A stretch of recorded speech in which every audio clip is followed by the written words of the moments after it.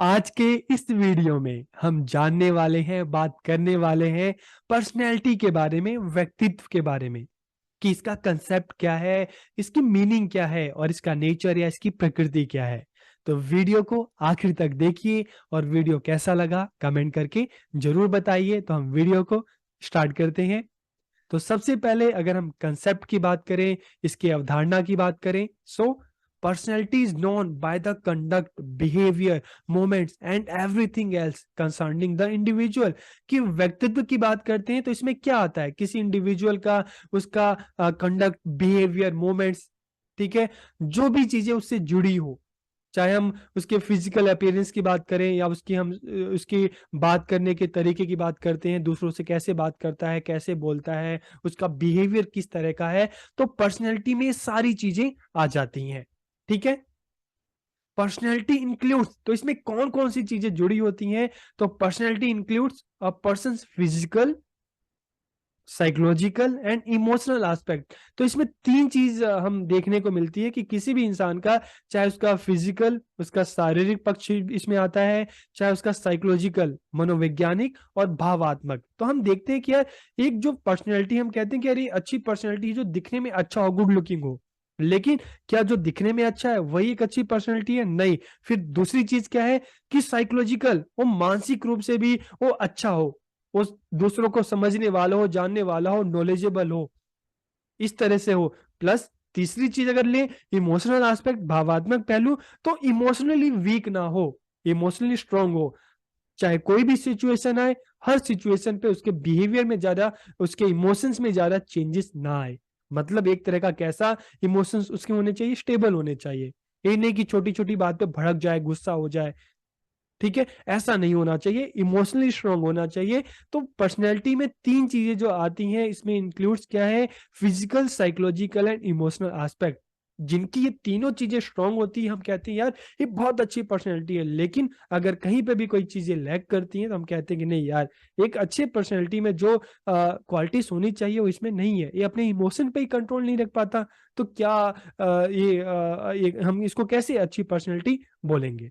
ठीक है, ये मानसिक रूप से, दिमागी रूप से बीमार है, इसको हम कैसे अच्छी पर्सनैलिटी कह सकते हैं? ठीक है, तो पर्सनैलिटी में ये तीन चीजें आती हैं। ठीक है, इन्हीं बेस पर हम दूसरों को जज करते हैं। आप खुद से सोच लीजिए कि आप अगर किसी को, आपकी लाइफ में कोई ऐसा इंसान है जिसको आप कहते हो कि नहीं यार ये टीचर, इसकी जो पर्सनैलिटी है बहुत अच्छी है, तो उसमें आपको ये तीनों चीजें देखने को मिलती होंगी।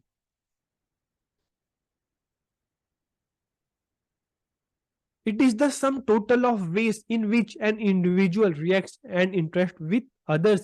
कि इसमें वो सारे तरीके हैं, ठीक है, शामिल है, जिसमें एक व्यक्ति दूसरों के साथ प्रतिक्रिया करता है, बातचीत करता है कि आप दूसरों से किस तरह से बिहेव कर रहे हो, आप किस तरह से बात कर रहे हो, बात करते टाइम आपका किस तरह का बिहेवियर है, आप अपने छोटों से कैसे बात करते हो, बड़ों से कैसे बात करते हो। तो इसमें सारी चीजें देखी जाती है।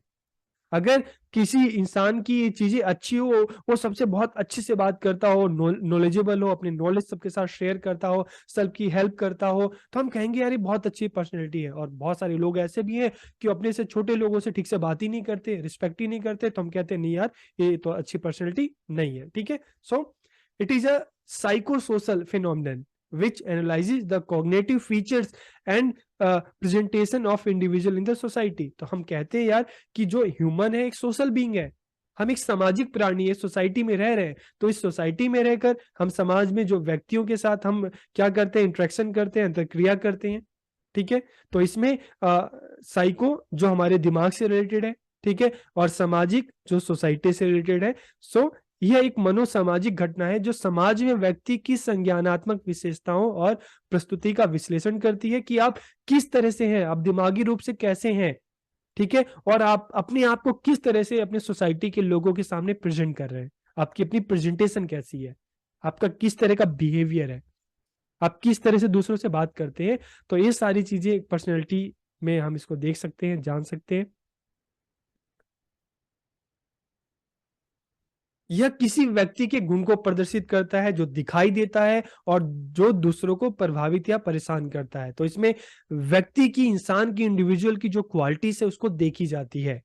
आप किस तरह से दूसरों से बिहेव कर रहे हो, आप दूसरों की हेल्प कर रहे हो या दूसरों को परेशान कर रहे हो, ठीक है। तो ये चीजें देखी जाती है। कोई इंसान जो दूसरों की हेल्प कर रहा है, दूसरों से बहुत अच्छे से बिहेव कर रहा है, तो हम कहते हैं नहीं ये पर्सनैलिटी अच्छी है। और कोई दूसरों से अच्छे से बिहेव ही नहीं कर रहा, दूसरों को परेशान कर रहा है, तो हम कहेंगे ये पर्सनैलिटी अच्छी नहीं है। तो इसमें दोनों चीजें देखी जाती है। So personality is not a fix state but a dynamic totality which continuously changes due to relation with environment. कि व्यक्तित्व की बात करते हैं तो ये डायनेमिक है, ठीक है। इसमें टाइम के साथ, एनवायरमेंट के साथ इसमें चेंजेस आते रहते हैं।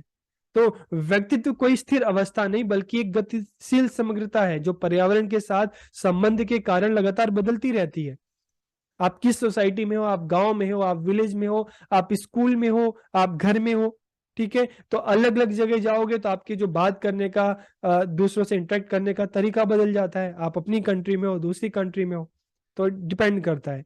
एक टीचर जो है अपने घर में लोगों से, अपने दोस्तों से जिस तरह से बात करता है, अपने स्टूडेंट से जिस तरह से बात करता है, तो दोनों में भी हमें बातचीत, बोलने के तरीके में भी हमें अंतर मिल जाता है कि आप किस जगह पे हो, आपका एनवायरनमेंट किस तरह का है। तो जो पर्सनैलिटी है ये कोई फिक्स्ड स्टेट नहीं है बल्कि डायनामिक है, गतिशील है, ठीक है। फिर अगर हम इसके मीनिंग की बात करें, कंसेप्ट को हमें हमें समझ में आ गया। और अगर हम इसकी मीनिंग की बात करें, इसके अर्थ की बात करें, so the term personality has been derived from the Latin word persona.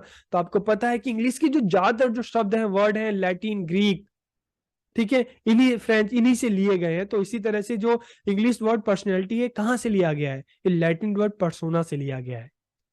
और इसका मतलब क्या है, पर्सोना जो वर्ड्स है that was associated with Greek theatre in ancient time. कि व्यक्तित्व शब्द की उत्पत्ति लैटिन शब्द के पर्सोना से हुई है, जो प्राचीन काल में ग्रीक रंगमंच से जुड़ा एक शब्द था। जो ग्रीक जो थिएटर थे प्राचीन टाइम में, एशियंट टाइम में, उससे जुड़ा एक शब्द था। तो इसका मतलब क्या है, इसका मतलब है mask. The mask worn by the actors was called persona। कि अभिनेताओं द्वारा पहने जाने वाले मुखौटे को पर्सोना कहा जाता था, ठीक है। तो आपको इस चीज समझ में आ गई कि जो पर्सनैलिटी जो वर्ड है पर्सोना से आया है, लैटिन वर्ड पर्सोना, जिसका मतलब क्या है, मास्क, मुखौटा। तो इसको भी हम जान लेते हैं। Based on this meaning, personality was defined on the basis of outer dress and appearance।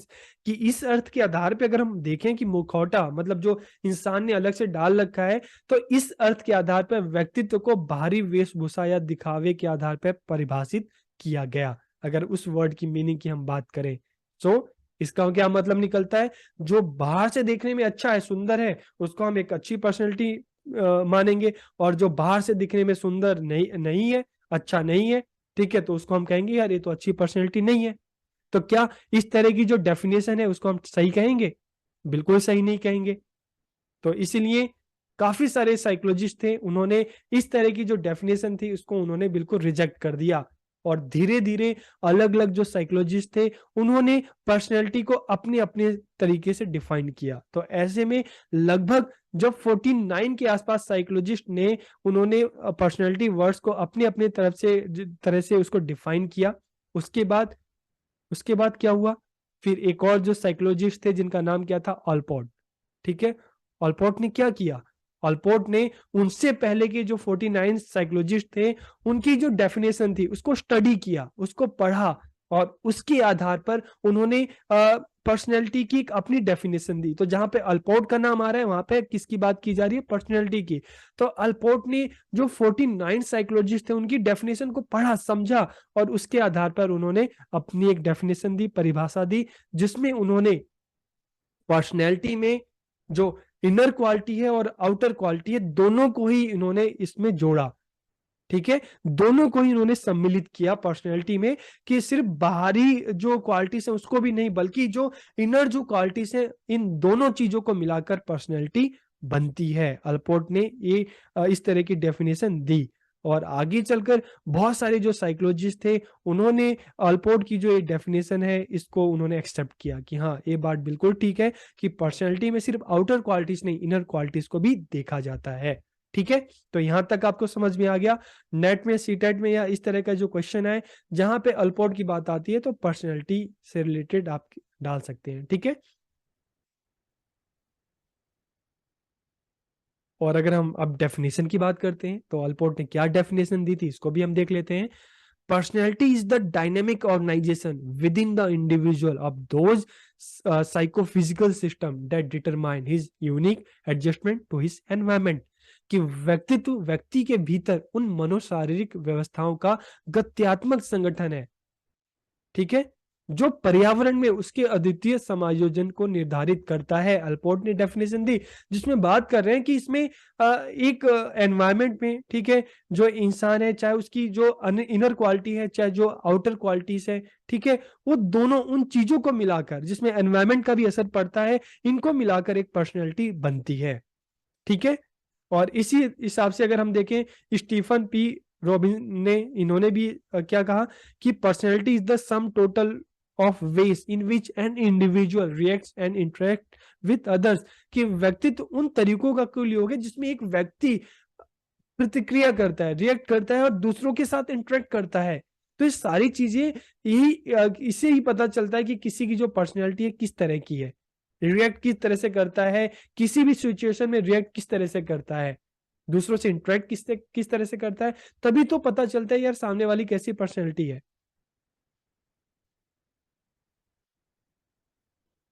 ठीक है, अब हम नेचर की बात करें, प्रकृति की, व्यक्तित्व की जो प्रकृति है, तो it is a dynamic, personality is a dynamic whole, कि व्यक्तित्व का एक अपने आप में देखें तो पूर्ण रूप से गत्यात्मक है, डायनेमिक है। जगह अगर हम बात करें प्लेस टू प्लेस, ठीक है, अलग अलग सिचुएशन में, तो ये डायनेमिक है, हमेशा फिक्स नहीं रहती है, डायनेमिक है, चेंजेस आते हैं एनवायरनमेंट के साथ, जगह के साथ, पर्सन के साथ, इसमें चेंजेस हमें देखने को मिलते हैं, ठीक है।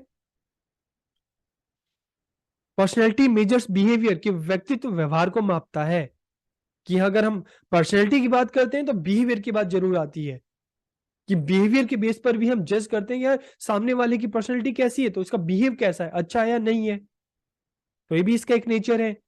Personality is the result of the interaction of heredity and environment factor, बिल्कुल, कि हम आज हम जैसे हैं, आप जैसे हो, आपकी जो हेरिडिटी है, आपके पेरेंट्स से आपको क्या मिला है और आपने एनवायरमेंट में क्या सीखा है, तो किसी भी पर्सनैलिटी पे इन दोनों चीजों का बहुत ज्यादा असर पड़ता है, ठीक है। एक इंसान साइंटिस्ट बनता है, टीचर बनता है, देश को सर्विस, देश की सेवा करता है, ठीक है, तो उसको किस तरह का एनवायरमेंट मिला होगा। और एक इंसान जो है पढ़ लिख कर और टेररिस्ट बन जाता है, देश को तबाह करता है, उसको किस तरह का एनवायरमेंट मिला होगा। तो हेरिडिटी और एनवायरमेंट, इनका बहुत ज्यादा असर पड़ता है किसी भी पर्सनैलिटी पे।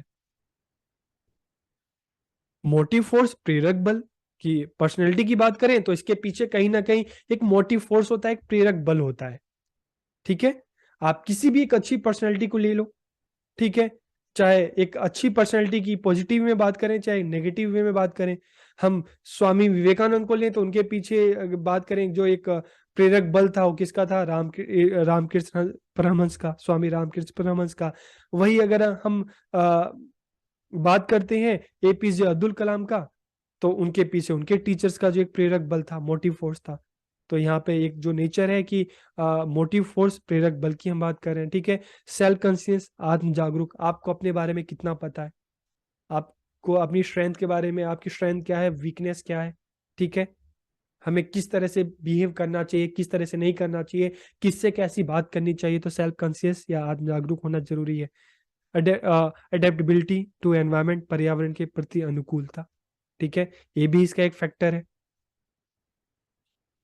गोल ओरिएंटेड, लक्ष्य मुख की हम अगर हम बात करते हैं तो एक पर्सनैलिटी में है कि कोई भी हम पर्सनैलिटी हम बात करते हैं तो आप कोई भी एक अच्छी पर्सनैलिटी आप देखेंगे तो गोल ओरिएंटेड होती है, लक्ष्योन्मुख होती है, ठीक है, अपने लक्ष्य को प्राप्त करती है, तभी उसको जानते हैं, कोई पूछता है। तो नेचर ऑफ पर्सनैलिटी में यहाँ पे मोटिव फोर्स भी आता है, सेल्फ कॉन्शियस भी आता है, ठीक है, एनवायरमेंट के साथ अडेप्टेबिलिटी भी आती है कि आपको जैसा एनवायरमेंट मिले आप उसके हिसाब से आप ढल जाओ, ठीक है, आप गोल ओरिएंटेड हो या नहीं हो, ये चीजें भी मायने रखती है, ठीक है। तो आज के इस वीडियो में हमने बात की कि जो पर्सनैलिटी है उसका कंसेप्ट क्या है, मीनिंग क्या है और उसका नेचर क्या है। तो वीडियो आपको कैसे लगी कमेंट करके जरूर बताइएगा। आप सबका बहुत बहुत धन्यवाद।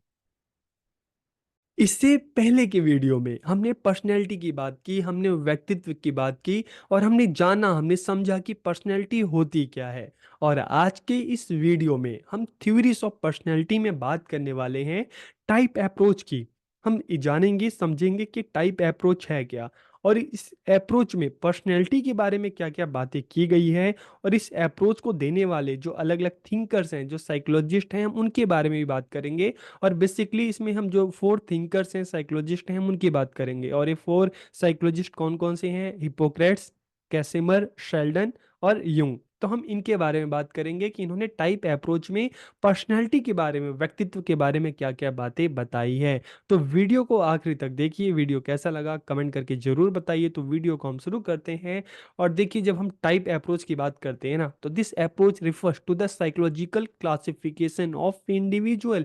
कि इसमें क्या किया गया है? इसमें व्यक्तियों के मनोवैज्ञानिक वर्गीकरण को जो ये अप्रोच है, ठीक है, वो संदर्भित करता है। इसमें लोगों को उनकी समान विशेषताओं, जो कैरेक्टरिस्टिक्स है, ठीक है, उनके अनुसार श्रेणियों में वर्गीकृत किया गया है।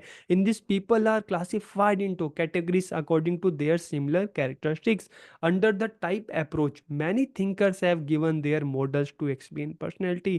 कि जब हम टाइप अप्रोच की बात करते हैं ना, तो इसमें अलग अलग जो थिंकर हैं, विचारक हैं, व्यक्तित्व के बारे में, पर्सनैलिटी के बारे में उन्होंने अपने अपने मॉडल दिए हैं। जिसमें से हम फोर जो थिंकर्स हैं उनकी बात करेंगे, हिपोक्रेट्स की बात करेंगे, कैसेमर की बात करेंगे, शेल्डन की बात करेंगे और यूंग की बात करेंगे। तो सबसे पहले जब हम हिपोक्रेट्स की बात करते हैं, तो हिपोक्रेट्स, जब हम हिपोक्रेट्स की बात करते हैं तो हमें जाना पड़ेगा आज से 2400 साल पहले। Hippocrates was a Greek physician. कि हिपोक्रेट्स एक यूनानी चिकित्सक थे। और आज से 2400 साल पहले, मतलब कब? 400 BCE। Hippocrates attempted to explain personality in terms of body fluid. कि उन्होंने हमारी बॉडी के अंदर जो फ्लूइड होता है, जो तरल पदार्थ होता है, जैसे हम ब्लड की भी अपनी बात करते हैं, उस बेस पर उन्होंने जो ह्यूमन पर्सनैलिटी है, ठीक है, उसको समझाने का प्रयास किया, उसको बताने का प्रयास किया। He told that body has four types of fluid. कि उन्होंने बताया कि हमारे जो बॉडी में चार टाइप के जो फ्लूइड हैं, तरल पदार्थ हैं, और ये कौन कौन से हैं? Yellow bile, black bile, blood and flame. Every person has a predominance of one type of fluid. कि हर जो लोग हैं, ठीक है, जो पर्सन है, जो व्यक्ति है, प्रत्येक व्यक्ति में एक प्रकार के तरल पदार्थ की प्रमुखता होती है, ठीक है। This fluid determine the personality of the person. की यही तरल पदार्थ व्यक्ति के व्यक्तित्व को निर्धारित करता है। मतलब क्या है कि जो ये लिक्विड है सभी लोगों में पाया जाता है, लेकिन क्या होता है कि ये जो फोर लिक्विड है, इनमें से एक जो होता है, किसी अलग अलग जो पर्सनैलिटी होती हैं उनमें एक की जो क्वांटिटी आप कह सकते हैं वो ज़्यादा मात्रा में होती है। उसी बेस पर लोगों की जो पर्सनैलिटी है उसके बारे में इन्होंने बात की। तो this fluid determine the personality of the person. की है तरल पदार्थ व्यक्ति के व्यक्तित्व को निर्धारित करता है। तो दस he has classified people into four types. की इस आधार पर उन्होंने लोगों को चार प्रकारों में वर्गीकृत किया है। तो अब देख लेते हैं कि जो पर्सनैलिटी जो टाइप्स इन्होंने बताए हैं चार प्रकार के, कौन कौन से हैं। सैंग्विन है, मेलाकोलिक है, इसके बाद कॉलरिक है और फ्लैग्मेटिक है, ठीक है। तो इन्होंने चार टाइप बताए हैं। अब इनकी जो कह सकते हैं कि अलग अलग पर्सनैलिटी हैं, तो इनमें कौन सा जो फ्लूइड है वो ज़्यादा पाया जाता है? तो अगर संगविन की बात करें, आशावादी लोग हैं, उनमें ब्लड ज़्यादा होता है, ज़्यादा मात्रा में ब्लड पाया जाता है। और ऐसे लोग बहुत ज़्यादा हैप्पी होते हैं, एक्टिव होते हैं, ऑप्टिमिस्टिक होते हैं और अकोमोडेटिंग मतलब सोशल होते हैं, बहुत ज़्यादा मिलनसार होते हैं, ठीक है। फिर सेकेंड इन्होंने जो बताया मेलांकोलिक, इन्होंने जो बताया उदास, ठीक है। तो ऐसे लोगों की अगर बॉडी की बात करें तो इसमें कौन सा फ्लूइड ज़्यादा मात्रा में होता है? ब्लैक बाइल, ठीक है। तो ऐसे लोग बहुत ज़्यादा सैड होते हैं, वीक होते हैं, मतलब फिजिकली वीक होते हैं और होपलेस होते हैं, दुखी, कमजोर और निराशावादी। और जब कॉलरिक की बात करते हैं, चिड़चिड़ा। तो ऐसे लोगों में, जिन लोगों में येलो बाइल, ठीक है, इस तरह की जो लिक्विड पाया जाता है ज़्यादा, तो ऐसे लोग इरिटेबल होते हैं, रेस्टलेस होते हैं, एंग्री होते हैं, लेकिन पैशनेट भी बहुत ज़्यादा होते हैं। और जब हम लास्ट बात करें, फ्लैग्मेटिक की बात करें, ठीक है, तो ऐसे लोगों में कौन सा लिक्विड पाया जाता है? कफ। होता है ना, कभी बीमारी होती है तो कफ जो बनता है, तो ऐसे लोगों में फ्लैम, ठीक है, कफ ज़्यादा पाया जाता है। और ऐसे लोग शांत होते हैं लेकिन सुस्त भी बहुत होते हैं और बहुत ज़्यादा स्लो होते हैं, अपने काम को बहुत धीमे धीमे करते हैं। तो हिपोक्रेट्स ने टाइप अप्रोच में ये फोर पर्सनैलिटी के टाइप्स बताए हैं, ठीक है। तो यहाँ पर हिपोक्रेट्स के बारे में आप सबको पता चल गया। अब हम बात करते हैं कैसेमर की, कैसेमर के क्लासिफिकेशन की। तो कैसेमर कौन थे? एक जर्मन साइकेट्रिस्ट थे। और he classified people into 4 types based on his observation of patient, कि उन्होंने जो रोगी आते थे उनके पास, ठीक है, तो उनके अवलोकन के आधार पर लोगों को 4 प्रकारों में वर्गीकृत किया, ठीक है। ही used physical constitution and temperament for this purpose, कि उन्होंने इस उद्देश्य के लिए शारीरिक जो गठन है और स्वभाव का उपयोग किया। इस आधार पर उन्होंने ह्यूमन पर्सनैलिटी को 4 अलग अलग कैटेगरी में बांटा। तो एक कैटेगरी कौन सी है, तो इसको भी हम देख लेते हैं। देखिए सबसे पहला कौन सा है, एस्थेनिक, ठीक है, दुर्बल।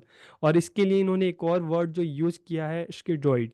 उसके बाद एथलेटिक, फिर टेक्निक, जिसके लिए उन्होंने साइक्लोइड का यूज किया है वर्ड का, ठीक है, एग्जाम में आ सकता है, देख लेना।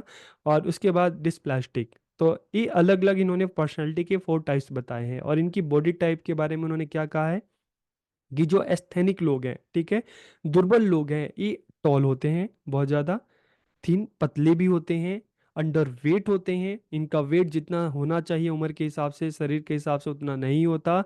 और इनकी मसल्स इतनी ज़्यादा डेवलप नहीं हुई होती, ठीक है।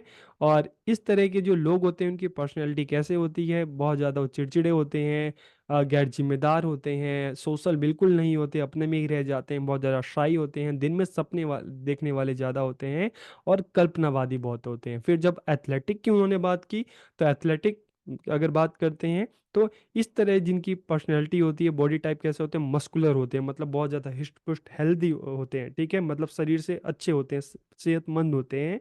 और उनके शरीर की बनावट भी वेल बिल्ट होते हैं, और बैलेंस बॉडी होती है, ना बहुत ज़्यादा लंबे होते हैं, ना बहुत ज़्यादा छोटे होते हैं, ना जो बहुत ज़्यादा पतले होते हैं, ना जो बहुत ज़्यादा मोटे होते हैं, बिल्कुल इनका जो बॉडी है बैलेंस होता है, ठीक है। और इस तरह के लोग एनर्जेटिक होते हैं, और कहीं पे भी आराम से एडजस्ट हो जाते हैं, आशावादी होते हैं, और बहुत ज़्यादा एक्टिव होते हैं। और फिर इन्होंने पिकनिक जो इस टाइप की पर्सनैलिटी बताया है, तो इसके लिए इन्होंने वर्ड क्या यूज़ किया है, साइक्लोइड। तो इस तरह के लोगों का देखते हैं, छोटा कद होता है, ठीक है, भारी शरीर होता है, हाइट में भी छोटे होते हैं, काफ़ी मोटे होते हैं, गर्दन भी छोटी होती है, मोटी होती है। तो इस तरह के लोग अगर देखें, तो उन्होंने क्या बताया कि बहुत ज़्यादा सोशल होते हैं, और चेयरफुल होते हैं, हंसमुख होते हैं, मिलनसार होते हैं, और इनको खाना और सोना बहुत अच्छा लगता है। और फिर जब इन्होंने 4 टाइप क्या बताया है, प्लास्टिक जो इन्होंने बताया है, तो ऊपर के जो 3 टाइप है उसी का एक बिल्कुल मिक्स, जैसे मिक्स जूस होता है ना, तो तीनों को मिलाकर जो पर्सनैलिटी बनती है, उसको इन्होंने क्या नाम दिया है, उसको इन्होंने डिस्प्लास्टिक नाम दिया है, ठीक है। तो ये कैसे मेरे का क्लासिफिकेशन था। और इसके बाद जब हम शेल्डन की बात करते हैं, उनके क्लासिफिकेशन की बात करते हैं, तो Sheldon divided people into different types based on their physical appearance, की शेल्डन ने लोगों की शारीरिक बनावट के आधार पर उन्होंने विभिन्न प्रकारों में लोगों को विभाजित किया है। और लोगों की इस शारीरिक बनावट के आधार पर उनके जो विभिन्न जो गुण है उसका भी इन्होंने वर्णन किया है। तो इसके लिए उन्होंने क्या किया, इसके लिए उन्होंने उन्होंने 4,000 जो स्टूडेंट है, ठीक है, उनकी जो फोटो है उसका बिल्कुल विश्लेषण किया, और उसके आधार पर उन्होंने व्यक्तित्व को 3 बुनियादी प्रकारों में वर्गीकृत किया, उसको क्लासिफाइड किया। तो इसको भी हम देख लेते हैं। सबसे पहले अगर हम बात करें, एंडोमॉर्फिक की बात करते हैं, ठीक है। तो एंडोमॉर्फिक इस तरह के जो लोग होते हैं उनका बॉडी टाइप क्या होता है, शॉर्ट स्ट्रक्चर होते हैं, फैट बॉडी होती है, छोटा कद और भारी शरीर होता है, छोटे भी होते हैं, मोटे भी होते हैं। लेकिन पर्सनैलिटी कैरेक्टरिस्टिक क्या है कि सोशल होते हैं, चेयरफुल होते हैं, like to eat and sleep, की सोना और खाना इनको बहुत ज़्यादा अच्छा लगता है। फिर एक्टोमॉर्फिक की अगर बात करें, तो ऐसे लोग टॉल होते हैं, थिन होते हैं, वीक होते हैं, और इनकी मसल्स इतनी ज़्यादा डेवलप नहीं हुई होती। तो इनकी पर्सनैलिटी कैसी होती है, चिड़चिड़े होते हैं, गैर जिम्मेदार, असामाजिक, अपनी में रहने वाले होते हैं, और बहुत ज़्यादा निराशावादी होते हैं, होपलेस होते हैं, ठीक है। फिर फोर्थ इन्होंने जो बताया है, मेसोमॉर्फिक। तो ऐसे लोग, उनका बॉडी टाइप क्या होता है, मस्कुलर होते हैं, ठीक है, मतलब शरीर से बहुत अच्छे होते हैं, बैलेंस बॉडी होती है।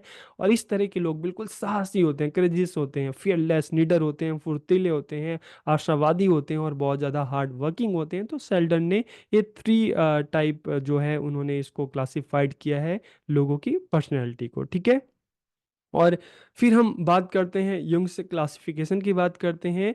तो युंग ने मनोवैज्ञानिक विशेषताओं के आधार पर जो जो है, ठीक है, उसको दो अलग अलग टाइप्स में उसको बांटा है। कौन से हो गए? एक्सट्रोवर्ट हो गया और इंट्रोवर्ट हो गया। तो अक्सर एक क्वेश्चन भी आ जाता है कि एक्सट्रोवर्ट क्या होता है, इंट्रोवर्ट क्या होता है। तो एक्सट्रोवर्ट की जब हम बात करते हैं तो such people our society oriented, कि इस तरह के लोग बहुत ज़्यादा सामाजिक होते हैं, उनको समाज में रहना, मौज मस्ती करना पसंद होता है, बहुत ज़्यादा ऑप्टिमिस्टिक होते हैं, आशावादी होते हैं, सबके साथ मिलकर रहना पसंद करते हैं।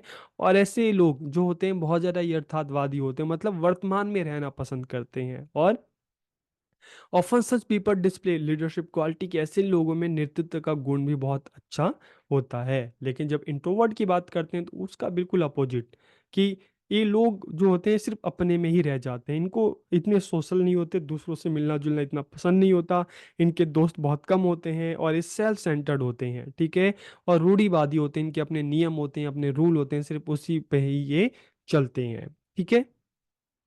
तो यहाँ पर जब क्रिटिसिज्म की बात आती है यूंग के, तो यूंग्स क्लासिफिकेशन हैज बीन क्रिटिसाइज, इनको क्रिटिसाइज किया गया। क्यों? क्योंकि लोगों को दो निर्वात डिब्बों में विभाजित करना संभव नहीं है, कि सिर्फ लोगों को इंट्रोवर्ट एक्सट्रोवर्ट सिर्फ इन दोनों में ही बांटा जाना पॉसिबल नहीं हो सकता, ठीक है, क्योंकि बहुत सारे लोग ऐसे भी देखने को मिलते हैं जिनमें दोनों चीज होती है, ठीक है।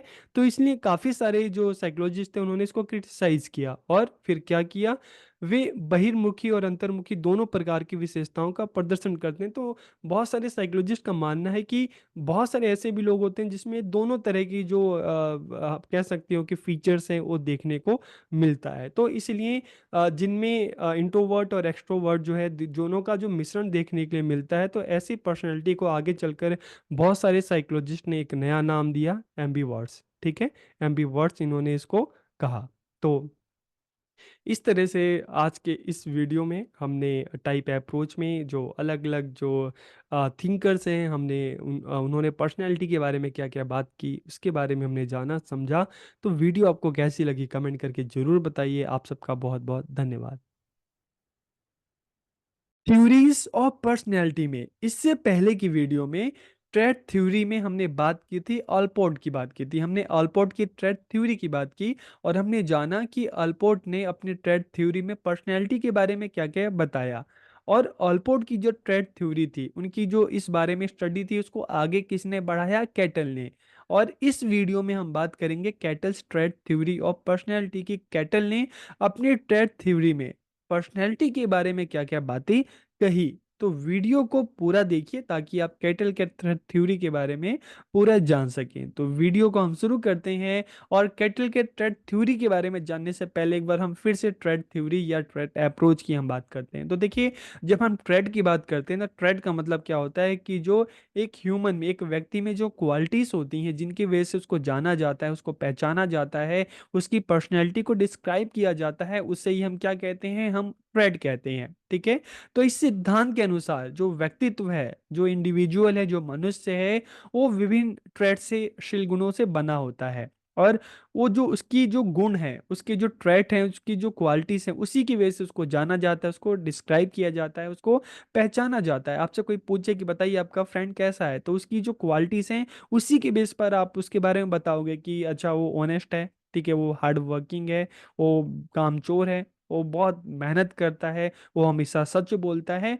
तो ये जो ट्रेड्स है ना, ठीक है, ये जो गुण है, इसी के द्वारा किसी की पर्सनैलिटी को डिस्क्राइब किया जाता है। तो एग्जाम्पल के लिए ऑनेस्टी, ट्रूथफुलनेस, ये ऐसे शब्द हैं जिससे हम किसी की पर्सनैलिटी को क्या कहते हैं, उसका वर्णन करते हैं।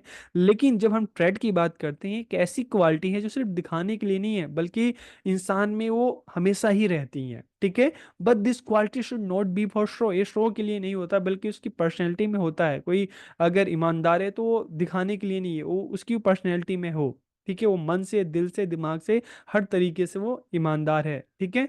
तो there should be stability in this, कि इसमें स्थिरता प्रकट होनी चाहिए। यह जो ट्रेट है, ठीक है, जो शीलगुण है, व्यक्ति के व्यवहार में लंबी समय तक प्रकट रहना चाहिए। और इस दिशा में अगर हम बात करें तो ऑलपोर्ट ने काम किया, कैटल ने काम किया, स्नेक ने काम किया, ठीक है। तो जिसमें से ऑलपोर्ट के बारे में हम जान चुके हैं, अब इस वीडियो में हम कैटल की बात करेंगे कि उन्होंने अपनी ट्रेड थ्योरी में क्या क्या बातें कही। तो कैटल की जो ट्रेड थ्योरी है, इसको कैटल का ट्रेड अप्रोच भी कहा जाता है, इसको कैटल का 16 पर्सनैलिटी फैक्टर या 16 PFB इसको कहा जाता है। तो ऑलपोर्ट के बारे में तो हमने जान चुका है, ठीक है। तो ऑलपोर्ट के बाद जो ट्रेड सिद्धांत है, इसमें केटल का योगदान बहुत महत्वपूर्ण रहा है। और एल्पोर्ट ने क्या किया था, 1953 वर्ड्स, आप इसको वर्ड्स भी कह सकते हैं, पर्सनैलिटी ट्रेट्स भी कह सकते हैं, मतलब किसी के व्यक्तित्व के जो गुण है, गुण जैसे मैंने आपको बताया ना, कोई अच्छा है कोई बुरा है, ठीक है, कोई बहुत बोलता है कोई कम बोलता है। तो इस तरह से जो पर्सनैलिटी ट्रेट्स हैं, तो एल्पोर्ट ने क्या किया अपनी स्टडी में, 1753 जो इस तरह के पर्सनैलिटी जो ट्रेड्स हैं, जो वर्ड्स हैं, उन्होंने बताए, जिसको आगे चलकर उन्होंने 45 जो 100 इतना उसको कर दिया था कम करके। और जब हम कैटल की बात करें, तो कैटल ने क्या किया कि एल्पोर्ट के जो स्टार्टिंग के 1953 जो पर्सनैलिटी ट्रेड्स थे, जो वर्ड थे, उसको एनालाइज किया, ठीक है। और फिर क्या किया कि इनमें से जो सिमिलर वर्ड्स थे और जो वर्ड्स बिल्कुल नहीं मैच खाते थे, ठीक है, उन 1753 पर्सनैलिटी ट्रेट्स को उन्होंने कम करके कितना उसको बना दिया, 171। तो एल्पोर्ट ने कहा, कैटल ने कहा कि एक इंसान के अंदर उसकी पर्सनैलिटी में जो ट्रेट्स हैं, जो गुण हैं, कितने गुण होते हैं, 171 जो क्वालिटीज या गुण या ट्रेट आप कह सकते हैं, इतने होते हैं। और इसको उन्होंने क्या नाम दिया, इसको उन्होंने ट्रेट एलिमेंट या शील गुण सूचक तत्व कहा, ठीक है। तो आपको फिर से बता देता हूँ, 171 जो ये क्या है कि जो ह्यूमन जो क्वालिटी है, ठीक है, जो हमारे जो गुण है, जो हमारी पर्सनैलिटी, जैसे ईमानदारी हो गई, सच्चाई हो गई, ये सारी जो क्वालिटीज हैं एक इंसान में होती हैं, ठीक है। तो उन्होंने कितने बताए, 171 बताए, किसने बताए, कैटल ने।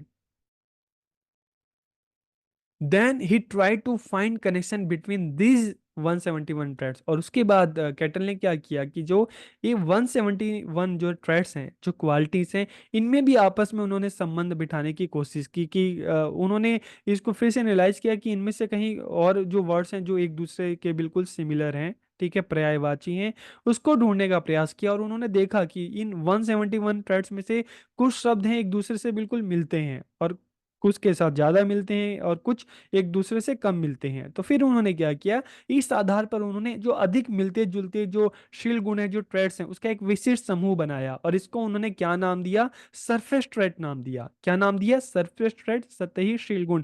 मतलब एक इंसान में वो गुण, वो क्वालिटी जो उसको एक नजर में हम बात करते हैं तो वो हमें दिखाई देती है। जैसे हम कहते हैं ना कि यार ये बहुत अच्छा बोलता है, ठीक है, ये स्वार्थी है, ये स्वार्थी नहीं है, ठीक है। तो इस तरह से जो क्वालिटीज, जैसे सरफेस मतलब सतह, जो इंसान से एक बार में बातचीत करो तो आपको उसके बारे में पता चल जाता है, तो इस तरह की जो क्वालिटीज जो उन्होंने देखी, तो उसको उन्होंने क्या नाम दिया, सरफेस ट्रेड। तो इसके जो स्टार्टिंग में कितने थे, ये 171 थे, ठीक है। These traits are reflected in a person's day-to-day activity, day-to-day interaction, कि ये शीलगुण व्यक्ति के दिन प्रतिदिन के बातचीत में परिलक्षित होते हैं। कौन से, जो सरफेस ट्रेट है, ठीक है। Their expression is very clear, ये अभिव्यक्ति में बहुत ही स्पष्ट होती है। एक बार में आप किसी से बात करते हैं तो आप उसके बारे में जान जाते हैं। जैसे कोई हम कह सकते हैं कि फ्रेंडशिप की बात करें, कोई फ्रेंडलीनेस है, ठीक है, कोई सेल्फिशनेस है, ह्यूमर है, हम जान जाते हैं कि भाई ये जो इंसान है, ठीक है, कैसा है, अकेले रहने वाला है, ठीक है, इसकी आवाज़ कैसी है, कहीं सेल्फिश तो नहीं है। तो इस तरह से आप किसी ह्यूमन की ऐसी क्वालिटी जिसको आप एक बार में आप उससे बात करो, मिलो, तो आप उसके बारे में जान जाते हो। मतलब उसको हम क्या कहते हैं, सरफेस ट्रेट कहते हैं, बाहरी जो गुण है, जो एक नज़र में हम उसको जान जाते हैं, ठीक है। तो इसको उन्होंने क्या नाम दिया, इसको उन्होंने सरफेस ट्रेट कहा, जिसका नंबर टोटल कितना है, 171 के आसपास है। और फिर उसके बाद उन्होंने क्या किया कि जो इस सरफेस ट्रेट थे, बाहरी जो गुण थे, उसको उन्होंने फिर से स्टडी किया। After this he again study the inter relation of the surface trait, ठीक है। और उसके बाद उन्होंने देखा कि जो इस सरफेस ट्रेट है ना, इनमें भी बहुत सारे जो वर्ड्स हैं एक दूसरे से मिलते हैं। तो इसको उन्होंने और कम करके क्या नाम दिया, सोर्स ट्रेट का नाम दिया, ठीक है। मिलती जुलती विशेषताओं को एक रूप देकर उन्होंने इसे मूल श्रेणी गुण कहा, सोर्स ट्रेड कहा। और इसका नंबर उन्होंने कितना कर दिया, पहले 171 जो सरफेस ट्रेड था, ठीक है, और उसको और कम करके, उनमें जो आपस में जो सिमिलर वर्ड थे उसको और कम करके इन्होंने क्या दिया, सोर्स ट्रेड दिया। और सोर्स ट्रेड का नंबर कितना था, 16, ठीक है। तो इसलिए इनकी जो थ्योरी है, जो अप्रोच है, उनको 16F भी कहा जाता है, PF, पर्सनैलिटी फैक्टर्स कहा जाता है। तो यह शील तब ध्यान में आते हैं जब सतह के कुछ शील एक साथ जुड़ जाते हैं, ठीक है। सरफेस ट्रेट जो हमने बात की, उसके जो कुछ गुण हैं एक साथ जब जुड़ जाते हैं, तब हमें पता चलता है सोर्स ट्रेट के बारे में। जैसे एग्जाम्पल के लिए मिलनसारिता, ठीक है। कोई देखते हैं कि कोई इंसान सोशल है, ठीक है, एक दूसरे से मिलना पसंद करता है, निस्वार्थ है और हंसी मजाक करता है। तो ये अलग अलग जो सरफेस ट्रेट है ना, इनको मिलाकर जो एक मूल शील गुण बनता है, जो एक सोर्स, अगर हम बात करते हैं ट्रेट बनता है, तो उसे क्या कहा जाता है? उसे फ्रेंडशिप कहा जाता है, उसे मित्रता कहा जाता है। तो इस तरह से जो सरफेस ट्रेट थे 171 के आसपास, उसको उन्होंने कम करके कितना कर दिया, उसको उन्होंने मूल शील गुण, सोर्स जो ट्रेट है, ठीक है, उसको उन्होंने 16 बताया। तो इन मूल श्रृंखलों की संख्या कितनी है? 16, ठीक है। The number of these source trait was 16। तो इस तरह से हम देखते हैं कि टोटल अगर ऑल पोर्ट की बात करें तो उन्होंने 1700 समथिंग बताए, ठीक है। केटल ने उसको कम करके 171 कर दिया, जिसको उन्होंने सरफेस ट्रेट कहा। और जो ह्यूमन जो क्वालिटीज हैं, उनमें भी कुछ वर्ड जो सिमिलर थे, उसको और कम करके इन्होंने 16 कर दिया, और 16 को इन्होंने क्या नाम दिया? सोर्स ट्रेट नाम दिया, ठीक है। तो इन शील गुणों को उनके विपरीत व्यक्तित्व गुणों के साथ समन्वित करके उन्होंने 16 व्यक्तित्व कारकों को प्रस्तुत किया। By coordinating this trait with their opposite personality trait he presented 16 personality factor. मतलब इन्होंने जो 16 क्वालिटी बताई ना, उसके अपोजिट भी जो क्वालिटी हैं उसको मिक्स करके 16 फैक्टर दिए, ठीक है। इसके भी हम जान लेते हैं। तो केटल द्वारा पहचाने गए 16 कारक अल्पोर्ट द्वारा वर्णित जो व्यक्तित्व के शील गुण की मूल सूची जो है, जो 17,000 जो थी, उसके उस पर ही ये आधारित थी, ठीक है। तो जो 16 जो केटल ने 16 पर्सनालिटी फैक्टर दिए, ठीक है। चाहे हम वार्मथ की बात करें, इंटेलेक्ट की बात करें, इमोशनल स्टेबिलिटी की बात करें, एग्रेसिवनेस की बात करें, एलवियनेस की बात करें, ड्यूटीफुलनेस की बात करें, सोशल असर्टिवनेस की बात करें, सेंसिटिविटी की बात करें, तो इस 16 फैक्टर इन्होंने दिए। और इसकी जो अपोजिट की हम बात करें, जैसे कुछ रिजर्व होते हैं, ठीक है, अपने में रहना पसंद करते हैं, तो कोई आउटगोइंग, दूसरों के साथ भी रहना पसंद करते हैं। कोई लेस इंटेलिजेंट है तो कोई मोर इंटेलिजेंट है। कोई अफेक्टेड बाई फीलिंग, कि किसी की भावनाएं कमजोर होती हैं, ठीक है, दूसरों की बातों को दिल पे ले जाते हैं, तो कोई इमोशनली स्टेबल होते हैं। कोई हम्बल होते हैं तो कोई बहुत ज़्यादा मुखर होते हैं, असर्टिव होते हैं। कोई सीरियस होते हैं तो कुछ हैप्पी होते हैं, ठीक है। तो कोई रूल को फॉलो करते हैं, कोई बिल्कुल नहीं फॉलो करता। कोई शाई होता है, कोई बोल्ड होता है। कोई रियलिस्टिक होता है तो कोई बहुत ज़्यादा सेंसिटिव होता है, ठीक है। कोई ट्रस्टिंग होता है तो कोई सस्पिशियस होता है। कोई प्रैक्टिकल लाइफ में जीना पसंद करता है तो कोई इमेजिनेटिव होता है, ठीक है। कोई बिल्कुल स्पष्टवादी होता है तो कोई बिल्कुल क्लेवर होता है, चतुर होता है। कोई सिक्योर होता है, कोई इनसिक्योर होता है। कोई कंजर्वेटिव होता है तो कोई लिबरल होता है, ठीक है। कोई सेल्फ डिपेंडेंट होता है तो कोई दूसरों पे डिपेंडेंट होता है। कोई डिसिप्लिन होता है तो कोई अनडिसिप्लिन्ड होता है। कोई रिलैक्स होता है तो कोई टेंस। तो इस तरह से कैटल ने 16 पर्सनैलिटी फैक्टर के बारे में बताया, और उसकी जो अपोजिट है उसको भी बताया। तो इसको कैटल के 16 पर्सनैलिटी फैक्टर भी इसको कहा गया, ठीक है। तो कंक्लूजन की अगर हम बात करें, तो cattle divided personality traits into two category, और ये टू कैटेगरी कौन सी थी? Surface trait and source trait. तो सरफेस ट्रेट क्या है? कि व्यक्ति के वो गुण जो बाहर से ही नजर आते हैं, आप उनसे एक बार मिलोगे, बातचीत करोगे, तो उनकी क्वालिटीज आपको दिख जाएगी। चाहे उनके बातचीत करने का तरीका है, ठीक है, कि बातचीत में वो कैसे हैं, स्वार्थी हैं, ठीक है, मतलबी हैं, है नहीं है, इस तरह की जो चीज़ें हैं, आप जो को एक बार में बातचीत में ही आपको नजर आ जाएगी। तो इस तरह के जो टेस्ट थे, इसको सरफेस ट्रेट कहा गया। और बाद में उन्होंने जो ये सरफेस ट्रेट थे, ठीक है, इनको भी जोड़कर जो एक नया ट्रेड बनाया, ठीक है, जिसको क्या कहा गया? सोर्स ट्रेड कहा गया। तो सोर्स ट्रेड का नंबर कितना था? 16 था, और सरफेस ट्रेड जो था उसका नंबर 171 के अराउंड था, ठीक है। तो ही called the upper characteristics of personality, है सरफेस ट्रेड की उन्होंने व्यक्तित्व की ऊपरी जो विशेषता है, सतही जो विशेषता है, उसको क्या कहा? सतही शीलगुण कहा, सरफेस ट्रेड कहा। ये शीलगुण व्यक्ति की दिन प्रतिदिन की बातचीत में नजर आते हैं, चाहे हम फ्रेंडलीनेस की बात करें, सेल्फलेसनेस की बात करें, चाहे हम ह्यूमर की बात करें, ठीक है। तो इस तरह के जो गुण जो व्यक्ति के से आप दिन प्रतिदिन की बातचीत कर रहे हो, उसमें जो नजर आ रहे हैं, तो इस तरह की जो क्वालिटीज को उन्होंने सरफेस ट्रेट कहा, ठीक है। और he called the internal characteristics of personality as source trait, कि उन्होंने व्यक्तित्व की जो आंतरिक विशेषताओं को उन्होंने क्या कहा, सोर्स ट्रेट कहा, ठीक है, मूल शील गुण कहा। Their number is less than surface trait, की इनकी संख्या सतही शील गुण से कम होती है। कितना नंबर था इनका, इनका नंबर था 16। This trait are not reflected in person day to day interaction, की ये शील गुण व्यक्ति की दिन प्रतिदिन की बातचीत में परिलक्षित नहीं हो पाते। तो कैसे होते हैं, जब आप किसी के साथ टाइम आप बिताते हो, जब आप किसी को काफी टाइम से जानते हो, उससे बातचीत करते हो, तब हमें पता चलता है कि इंसान अगर अच्छा है तो क्यों अच्छा है, इंसान अगर बुरा है तो क्यों बुरा है, अगर ये अच्छा दोस्त है तो इसमें क्या क्या क्वालिटीज हैं, जब हम इसको एक अच्छा दोस्त कहें या अच्छा इंसान कहें।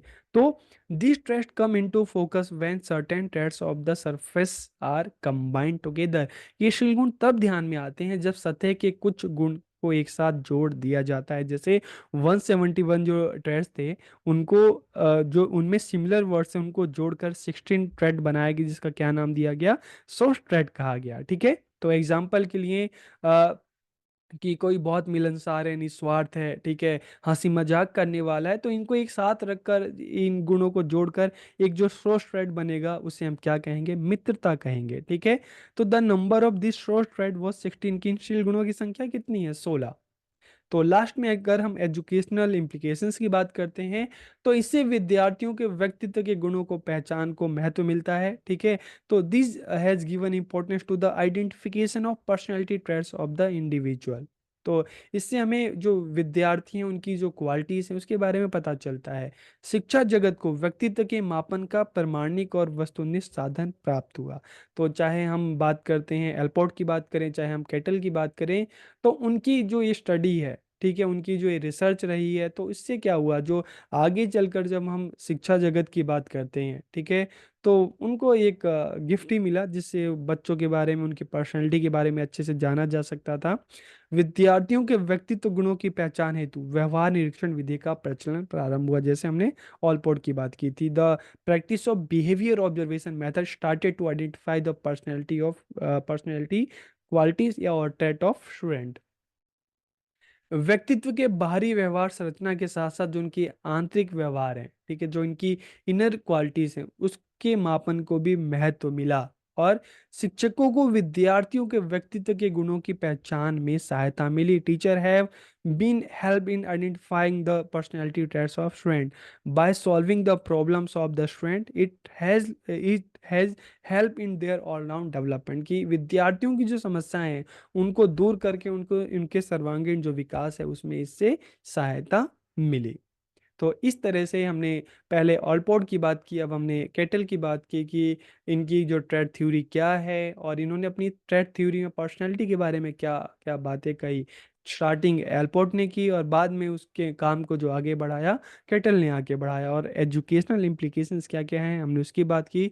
तो वीडियो कैसा लगा कमेंट करके ज़रूर बताइए। आप सबका बहुत बहुत धन्यवाद। आज के इस वीडियो में लर्निंग एंड टीचिंग में थ्योरीज ऑफ पर्सनैलिटी में हम आइजेंक के ट्रेड थ्योरी या ट्रेड अप्रोच की बात करेंगे। और इस वीडियो में हम जानेंगे कि आइजेंक ने पर्सनैलिटी के बारे में क्या बताया, कि किस तरह से ह्यूमन पर्सनैलिटी डेवलप होती है। तो वीडियो को आखिर तक देखिए और वीडियो कैसा लगा कमेंट करके ज़रूर बताइए। तो वीडियो को हम शुरू करते हैं। और सबसे पहले जब हम आइजेंक की बात करें ना, तो आइजेंक ने व्यक्तित्व मनोविज्ञान के क्षेत्र में बहुत ही महत्वपूर्ण योगदान दिया। Isaac made important contribution to the field of personality psychology.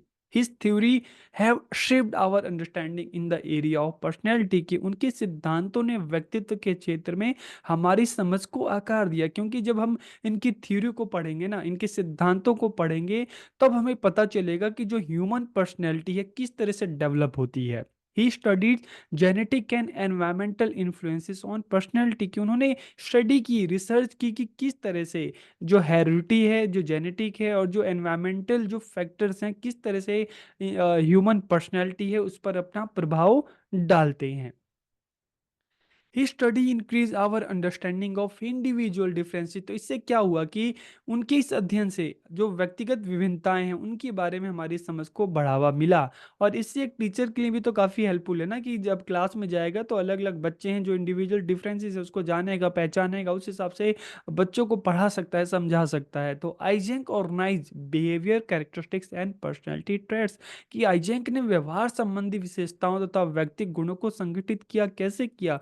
उन्होंने अपनी इस थ्योरी में बताया कि किस तरह से जो पर्सनैलिटी है ना वो डेवलप होती है, किस तरह से जो हमारे व्यवहार हैं धीरे धीरे डेवलप होते हैं और धीरे धीरे हमारी पर्सनैलिटी में शामिल हो जाते हैं। तो किस तरह से ह्यूमन पर्सनैलिटी डेवलप होती है, तो इसके उन्होंने 4 लेवल बताए, ठीक है, कि किस तरह से ह्यूमन पर्सनैलिटी डेवलप होती है। He divided the process of behaviour organisation, मतलब किस तरह से हमारा जो बिहेवियर है वो संगठित होता है, ऑर्गेनाइज होता है, और धीरे धीरे इसके थ्रू हमारी जो पर्सनैलिटी है डेवलप होती है। तो इसके उन्होंने 4 लेवल बताए, उसकी हम बात कर लेते हैं। सबसे पहला है स्पेसिफिक रिस्पॉन्स लेवल, फिर habitual response level, the threat level और ऑर्गेनाइजेशन लेवल। तो एक एक करके इनको हम जानते हैं, समझ लेते हैं। सबसे पहले स्पेसिफिक रिस्पॉन्स लेवल। तो देखिए, जब हम कहते हैं ना कि जो हमारा जो बिहेवियर ऑर्गेनाइजेशन या हमारी जो पर्सनैलिटी है जब डेवलप हो रही है, तो सबसे पहला लेवल क्या आता है? स्पेसिफिक रिस्पॉन्स लेवल, ठीक है, जो आइजेंक ने बताया। तो at the lowest level specific responses अगर, कि सबसे निचले स्तर पर विशिष्ट अनुक्रियाएं होती हैं। It expresses a special response to any object or person, की या किसी भी एक वस्तु के प्रति होने वाली जो हमारी अनुक्रिया है उसको व्यक्त करती है। एग्जाम्पल के लिए, जब हम किसी को देखते हैं, ठीक है, तो अगर मान लो कोई किसी को देखता है और उसके देखने के बाद कोई किसी के सामने आ जाता है तो उसको शर्म आने लगती है, ठीक है, और इस शर्म की वजह से उसका चेहरा लाल हो जाता है। तो ये क्या हुआ? स्पेसिफिक रिस्पॉन्स हुआ, कि किसी को देखते ही आपने आपने जो रिस्पॉन्स किया, ठीक है, तो बिल्कुल छोटे लेवल पे है। लेकिन जब ये चीज़ धीरे-धीरे हमेशा ही आपके साथ ये चीज़ें हो रही हैं, तो मतलब धीरे-धीरे आपने इस चीज़ को क्या कर लिया, अपने हैबिट में डाल लिया। तो ये क्या हो गया? Habitual response. तो habit related response come at the second level, दूसरे स्तर पर आदत संबंधी अनुक्रियाएँ आती हैं। इसका तात्पर्य क्या है? इसका मतलब क्या है कि आप एक ही जो चीज़ है, ठीक है, बार-बार आप उसको रिपीट कर रहे हैं। एक सी परिस्थिति में एक जैसी बार-बार आप रिस्पॉन्स कर रहे हैं, आप अनुक्रिया कर रहे हैं। एग्जाम्पल के लिए, पहले तो क्या हुआ, आपका बार बार शर्म आने लगी, आपका चेहरा लाल हो रहा है, और फिर धीरे धीरे आपको ये भी होता है कि भाई शर्म भी आ रही है, और धीरे धीरे कोई भी स्ट्रेंजर आपके सामने आ रहा है तो आप बात करते हुए बार बार हेजिटेट हो रहे हैं, ठीक है। तो this can be called habitual response, की ये आदत संबंधी अनुक्रियाएं हम इसको कह सकते हैं। फिर थर्ड लेवल आता है ट्रेट लेवल। तो जब कोई चीज़ आपकी हैबिट में आ जाता है, ठीक है, तो धीरे धीरे वो आपकी पर्सनैलिटी में आने लगता है, समाने लगता है।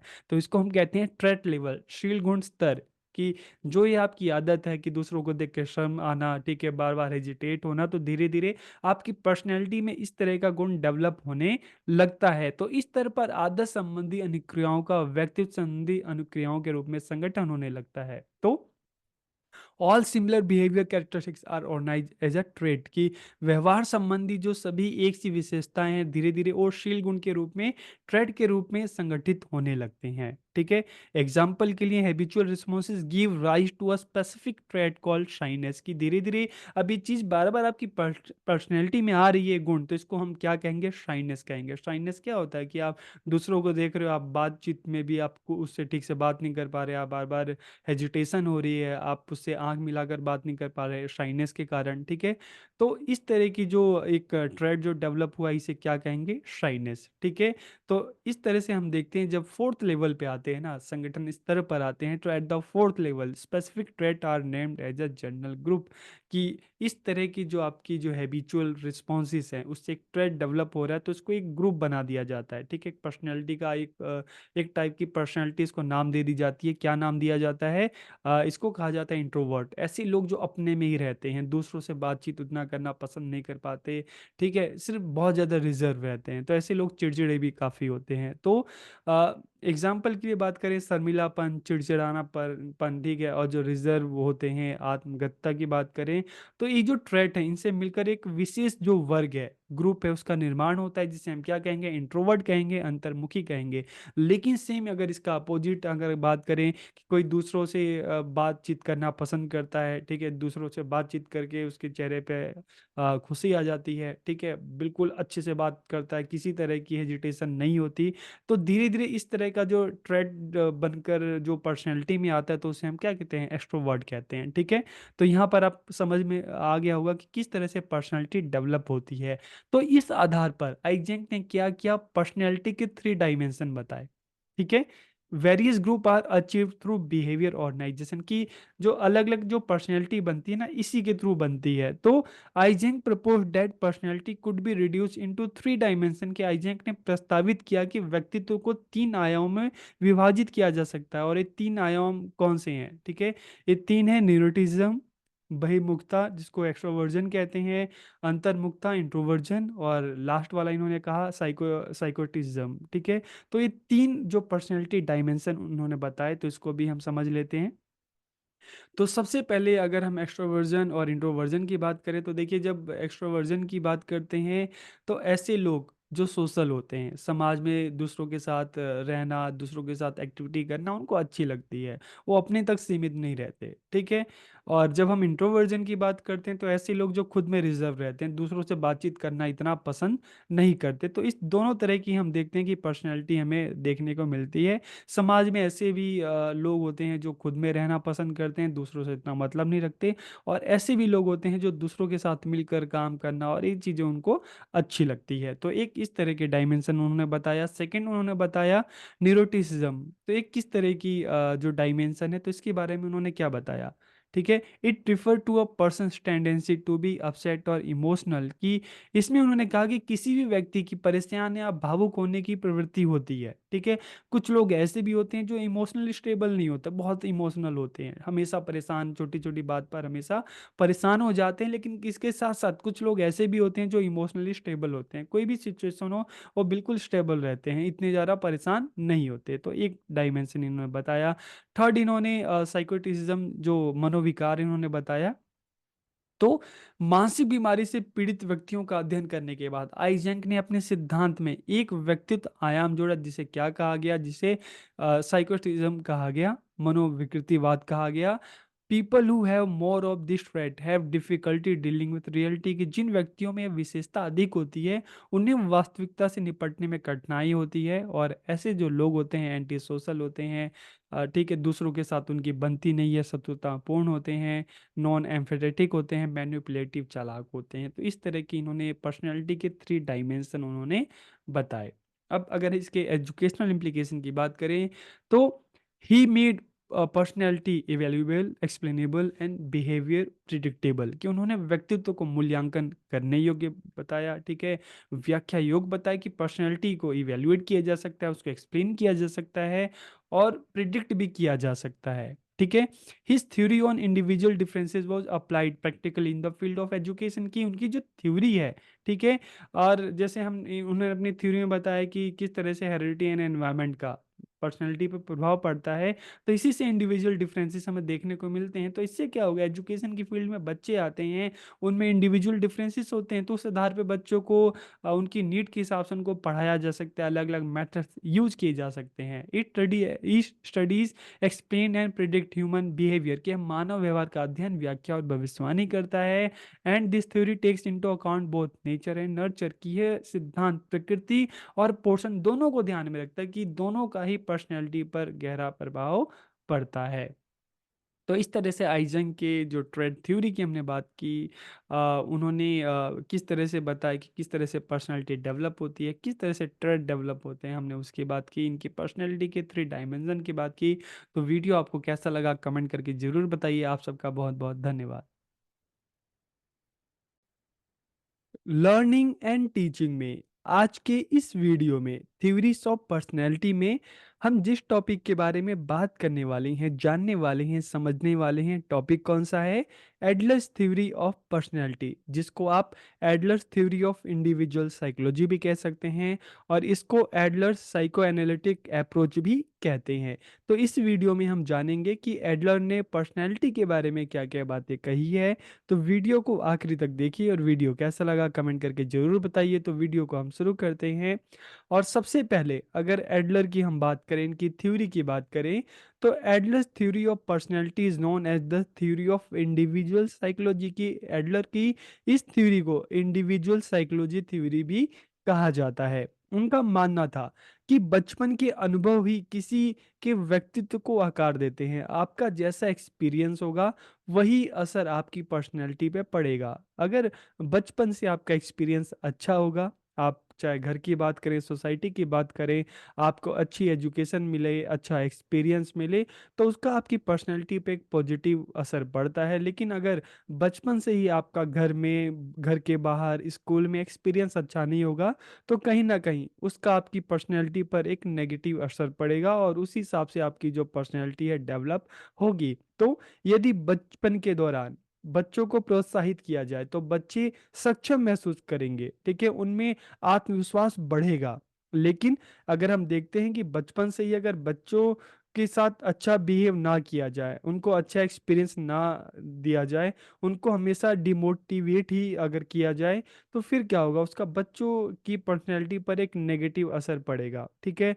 तो ऐसे बच्चे क्या होते हैं, अपना आत्मविश्वास खो देते हैं। ऐसे बच्चे हमेशा दबे-दबे रहते हैं। तो he told that every person has his own life outlook and goals, कि उन्होंने क्या बताया कि प्रत्येक व्यक्ति के अपना जीवन का अलग दृष्टिकोण होता है, अपना जीवन का उसका जो गोल है, लक्ष्य है, अलग होता है।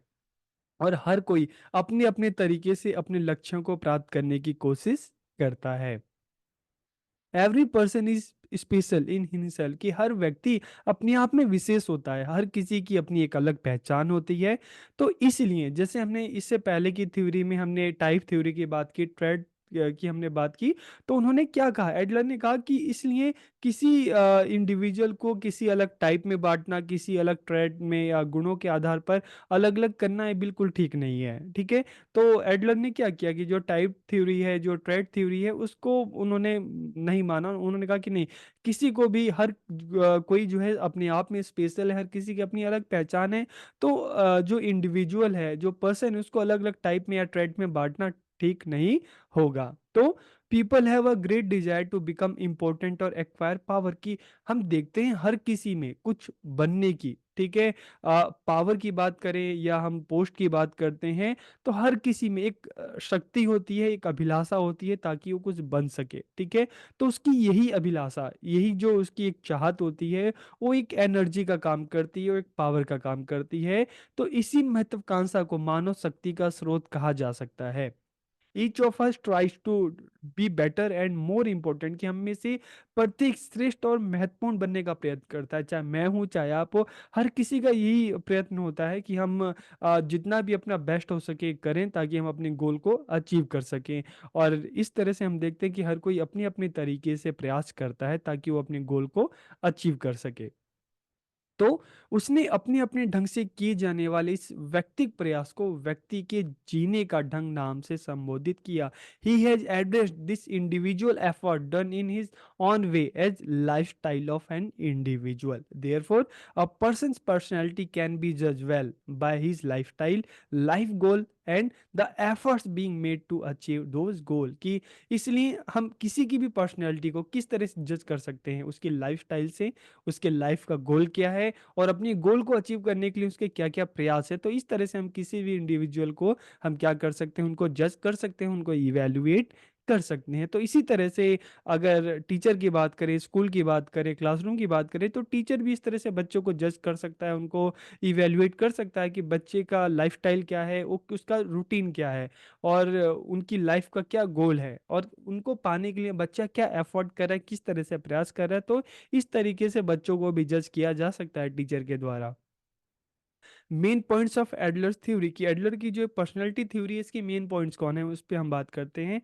सबसे पहले उन्होंने क्या कहा, हीन भावना, इन्फेरिटी कॉम्प्लेक्स, फिर स्टाइल ऑफ लाइफ, जीवन की शैली, और ऑर्डर ऑफ बर्थ, जन्म का क्रम, ठीक है, तो ये इनकी जो थ्योरी है उसके 3 बहुत ही महत्वपूर्ण पॉइंट है, एक-एक करके हम बात करते हैं। तो देखिए, जब हम इन्फीरियरिटी कॉम्प्लेक्स की बातें करते हैं ना, हीन भावना की बात करते हैं, तो एडलर ने क्या कहा? प्रत्येक व्यक्ति हीन भावनाओं से ग्रस्त होता है जो बचपन में से उत्पन्न होती हैं। और ये भावनाएँ कैसे आती हैं? देखिए, हम कहते हैं ना कि हमारा सोशलाइज़ेशन हमारे घर में होता है, सोसाइटी में होता है, स्कूल में होता है। अगर चाहे आपके घर में पेरेंट्स हैं हमेशा आपको डिमोटिवेट करेंगे, सोसाइटी के लोग करेंगे, और स्कूल में भी अगर आपके टीचर, आपकी जो क्लासमेट्स हैं, हर कोई आपको डिमोटिवेट करेगा। आप आगे बढ़ना चाहते हैं, ठीक है? हर कोई कोशिश करता है, लेकिन जहाँ पर आपको फेलियर मिलते हैं, तो लोग आपको मोटिवेट करने की जगह डिमोटिवेट करेंगे, आपका हँसी मज़ाक उड़ाएँगे। तो इससे क्या होगा? धीरे-धीरे जो इन्फीरियरिटी जो एक होती है ना, ठीक है? हीन भावना हमारे अंदर होने लगती है। तो it is necessary to overcome this complexity for optimal personality development. इसलिए सर्वोत्तम व्यक्तित्व विकास के लिए इस जटिलता पर काबू पाना बहुत जरूरी है। जब कोई बार बार सफलता प्राप्ति में विफल रहता है, ठीक है, हर कोई कोशिश करता है, हर कोई प्रयास करता है, लेकिन अगर किसी को सफलता नहीं मिलती, और जब कोई किसी विशेष कमजोरी पर अधिक जोर देता है, हम भी क्या करते हैं कई बार, हम इस चीज पे फोकस नहीं करते कि हमारा टारगेट क्या है, हम उसको कैसे अचीव करेंगे, बल्कि हम अपने फेलियर पर, ठीक है, हम नेगेटिव ज़्यादा सोचते हैं, पॉजिटिव ज़्यादा नहीं सोच पाते, तो अक्सर हम अपनी कमजोरियों पे ज़्यादा फोकस करते हैं, इसलिए हमें सक्सेस नहीं मिलती। तब इसकी परिणाम स्वरूप हीन भावना क्या होती है, अक्सर पैदा होती है। तो एडलर कहते हैं कि भाई, लोगों की जो हीन भावना है, लोग क्या करते हैं, अपनी इस हीन भावनाओं पर काबू पाने के लिए हमेशा संघर्ष करते हैं कि नहीं, मैं आज मेरी जो सिचुएशन है, मुझे इससे बाहर आना पड़ेगा, कैसे बाहर आएंगे उसके लिए मेहनत करनी पड़ेगी। ठीक है, तो ये एडलर ने इन्फिनिटी कॉम्प्लेक्स के बारे में बोला। फिर अगर हम स्टाइल ऑफ लाइफ की बात करें, जीवन शैली की बात करें, तो एडलर का मानना था कि हम सभी जीवन जीने के लिए अपना दृष्टिकोण स्वयं बनाते हैं। हर किसी का अपना एक, हम देखते हैं ना कि एक लाइफ की अपनी अप्रोच होती है। हर किसी के अपने जीवन जीने का अलग तरीका होता है। हमारे पास व्यक्तिगत लक्ष्य होते हैं जो हमारी प्रेरणा का निरंतर स्रोत है। हर किसी का अपना एक एम है, ठीक है, आप सबका भी अपना एक एम है, वही आपका प्रेरणा स्रोत है। आप मान लो आपका एम है टीचर बनना है, ठीक है, आप किसी अच्छी पोस्ट पर जाना चाहते हैं, आपका एम है, तो उस एम को पूरा करने के लिए आपको पता है कि आपको काफी मेहनत करनी पड़ेगी। तो हमारे पास अपने व्यक्तिगत लक्ष्य हैं, ठीक है, अपने गोल हैं, और यही गोल क्या है कि हमारा मोटिवेशन है, यही गोल हमें कर्म करने पर, एफर्ट करने पर हमें मोटिवेट करते हैं, ठीक है। तो these goals provide us with security, ये लक्ष्य हमें सुरक्षा प्रदान करते हैं। हमें पता है कि हम टारगेट को अचीव कर लेंगे, तो अचीव करने के बाद हम अपनी एक अच्छी लाइफ को जी सकते हैं। ये लक्ष्यहीनता की भावना से उबरने में भी हमारी मदद करते ही हैं, ठीक है।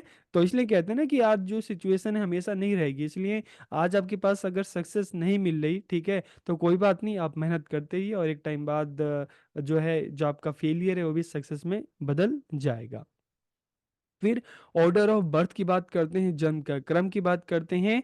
तो एडलर क्या कहते हैं कि व्यक्तिगत मनोविज्ञान पर्यावरण और परिवार की गतिशीलता पर भी जोर देता है। Individual psychology also emphasise environment and family dynamics, क्योंकि देखिए, इन्होंने स्टार्टिंग में क्या कहा कि बच्चे की जो पर्सनैलिटी है ना, बचपन में उसका क्या एक्सपीरियंस है, उसका बहुत महत्वपूर्ण प्रभाव पड़ता है, ठीक है, तो चाहे एनवायरनमेंट हो चाहे फैमिली हो, ठीक है।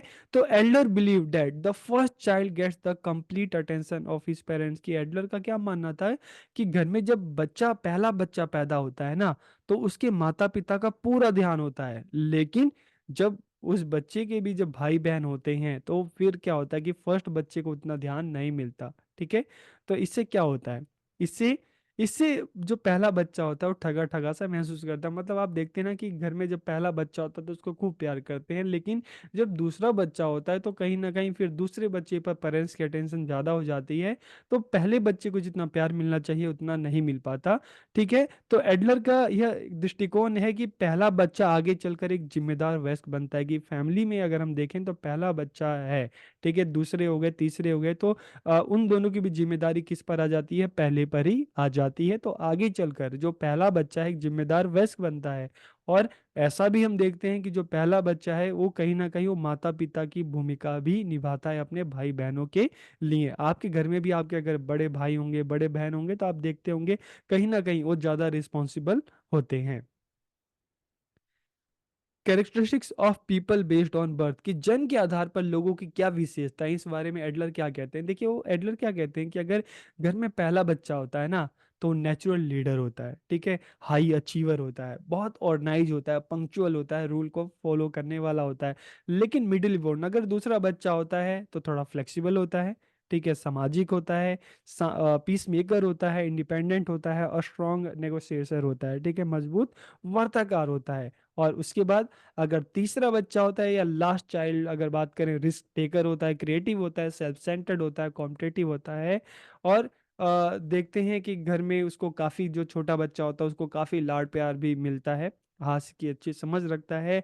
और उन्होंने क्या कहा कि अगर सिर्फ सिंगल चाइल्ड है, किसी भी घर में अगर सिर्फ सिंगल चाइल्ड है, तो अपने पेरेंट्स के बहुत पास रहता है, ठीक है, पेशेंस काफ़ी होता है उसमें। और हम देखते हैं ट्रस्ट वर्दी होता है, क्षमा ना करने वाला और संवेदनशील। इस तरह की जो कैरेक्टर हैं उन्होंने बताया कि जब बच्चा पैदा होता है तो अगर एक सिर्फ सिंगल चाइल्ड है तो उसके क्या कैरेक्टरिस्टिक्स हैं, अगर पहला बच्चा है तो उसके क्या, दूसरा है उसके क्या, लास्ट या तीसरा है तो उसके क्या क्या होते हैं। तो इस तरह से उन्होंने इन चीज़ों के बारे में अपनी बातें बताई। तो इस तरह से एडलर की थ्योरी में हमने देखा कि पर्सनैलिटी के बारे में एडलर ने क्या क्या बातें कही। तो वीडियो आपको कैसा लगा कमेंट करके जरूर बताइए। आप सबका बहुत बहुत धन्यवाद। जब हम इंडिविजुअल डिफरेंसेस की बात करते हैं, व्यक्तिगत विभिन्नताओं की बात करते हैं, तो दो व्यक्ति कभी भी एक जैसे नहीं होते। कोई लंबा होता है, कोई छोटा होता है, किसी की हाइट एवरेज होती है, कोई पतला होता है, कोई मोटा होता है, किसी की बॉडी एवरेज होती है, कोई काला होता है, कोई गोरा हो जाता है, तो कोई सांवला होता है। किसी का इंटरेस्ट अलग है, दो लोगों का इंटरेस्ट भी एक जैसा नहीं होता। हेयर स्टाइल अलग है, कपड़े पहनने का तरीका अलग है, ठीक है, सबकी अपनी अलग अलग चॉइस है। यहाँ तक कि सेम फैमिली की बात करें, सेम पेरेंट्स के अगर दो या तीन बच्चे हैं तो सबके अपने इंटरेस्ट अलग होते हैं, सबकी अपने वैल्यूज अलग होते हैं, सोच समझ सबकी अलग अलग होती हैं, ठीक है। सेम क्लासरूम की बात करें, ठीक है, मान लो एक क्लास में 30, 35, 40 स्टूडेंट हैं, सेम सिलेबस पढ़ रहे हैं, पढ़ाने वाले टीचर भी सेम है, लेकिन फिर भी सबकी सोच समझ में, सबके इंटरेस्ट में हमें अंतर देखने को मिलता है। तो दो लोगों में जो ये अंतर होता है ना, इसी को हम इंडिविजुअल डिफरेंसेस या व्यक्तिगत विभिन्नताएं कहते हैं। तो आज के इस वीडियो में हम जानेंगे समझेंगे कि इंडिविजुअल डिफरेंसेस, व्यक्तिगत विभिन्नताएं होती क्या हैं, इसके कंसेप्ट को हम समझेंगे, टाइप्स को समझेंगे और इसके डिटर्मिनेंट जो निर्धारक तत्व हैं हम उनकी बात करेंगे। तो वीडियो को आखिरी तक देखिए और वीडियो कैसा लगा कमेंट करके जरूर बताइए। तो वीडियो को हम शुरू करते हैं।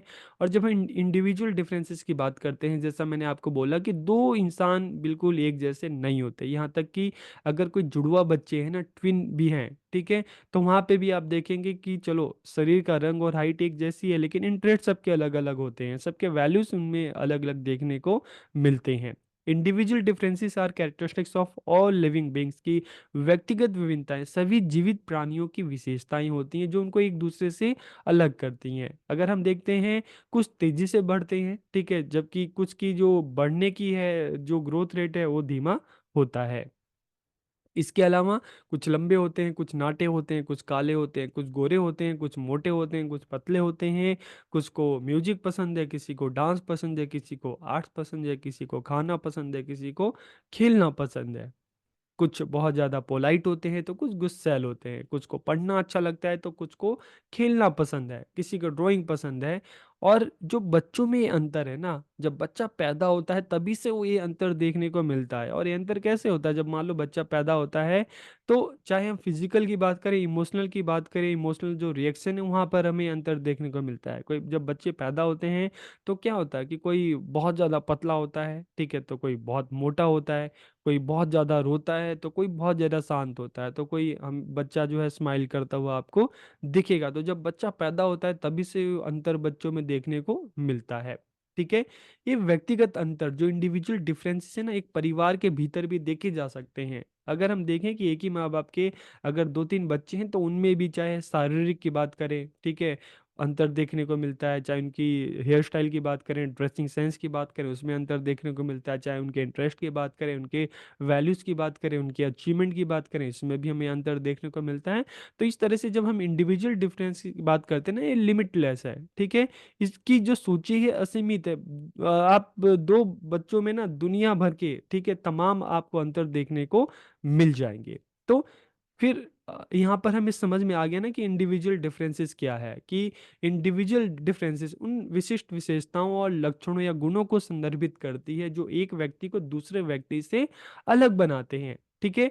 और ये अंतर कैसा हो सकता है, चाहे हम पर्सनैलिटी की बात करें, इंटेलिजेंस की बात करें, एटीट्यूड की बात करें, बिहेवियर की बात करें, इंटरेस्ट की बात करें, ये आपको अंतर हर जगह देखने को मिलता है। तो इसी को हम क्या कहते हैं, इंडिविजुअल डिफरेंसेस कहते हैं। तो यहाँ पर आपको समझ में आ गया होगा कि इंडिविजुअल डिफरेंसेस क्या है। अब हम टाइप्स ऑफ इंडिविजुअल डिफरेंसेस की बात करें कि व्यक्तिगत विभिन्नताओं के प्रकार कौन कौन से हैं, तो फिजिकल डिफरेंसेस हमें देखने को मिलता है, कोई छोटा है, कोई लंबा है, कोई एवरेज हाइट का है, कोई काला है, कोई गोरा है, कोई सांवला है। ठीक है, कोई पतला है, कोई मोटा है।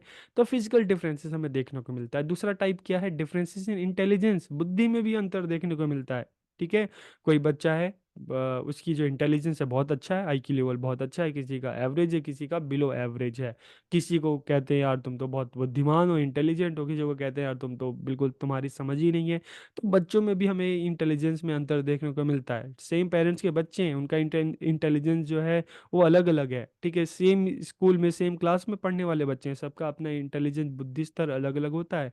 और यहाँ तक कि अगर हम तीसरे टाइप की बात करें, एटीट्यूड, बच्चों के दृष्टिकोण में भी अंतर देखने को मिलता है। सबके अपना अलग अलग दृष्टिकोण होता है, दुनिया को देखने, सोचने, समझने का अलग अलग तरीका होता है। किसी को गिलास आधी खाली दिखाई देती है तो किसी को आधी भरी दिखाई देती है। एक इंसान को अगर दूसरे इंसान में कुछ अच्छाइयाँ दिखाई देती हैं तो दूसरे बच्चे को उसी में कुछ बुराइयाँ दिखाई देती है। ठीक है।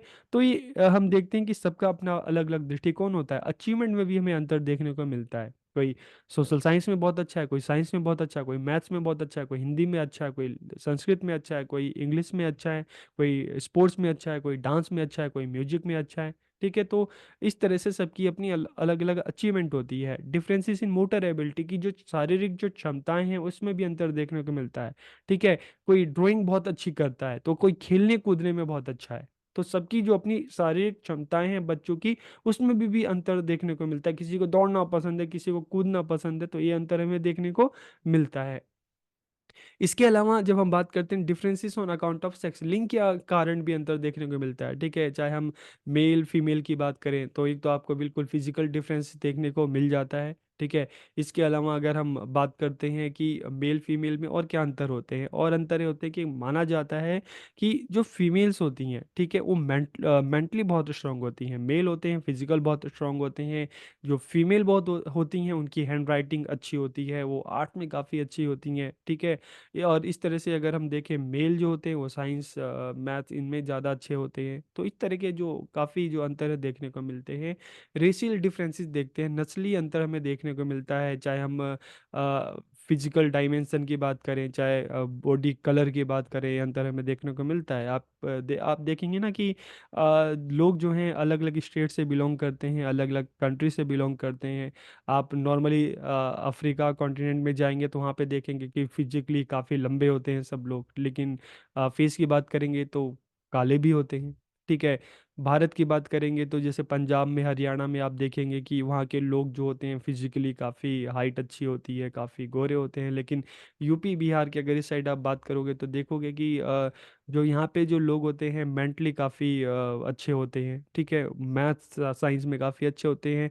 हरियाणा पंजाब में बात करोगे तो यहाँ पे स्पोर्ट्स में काफ़ी लोग अच्छे होते हैं। तो इस तरह से रेशियल डिफरेंसेस में हमें देखने को मिलते हैं।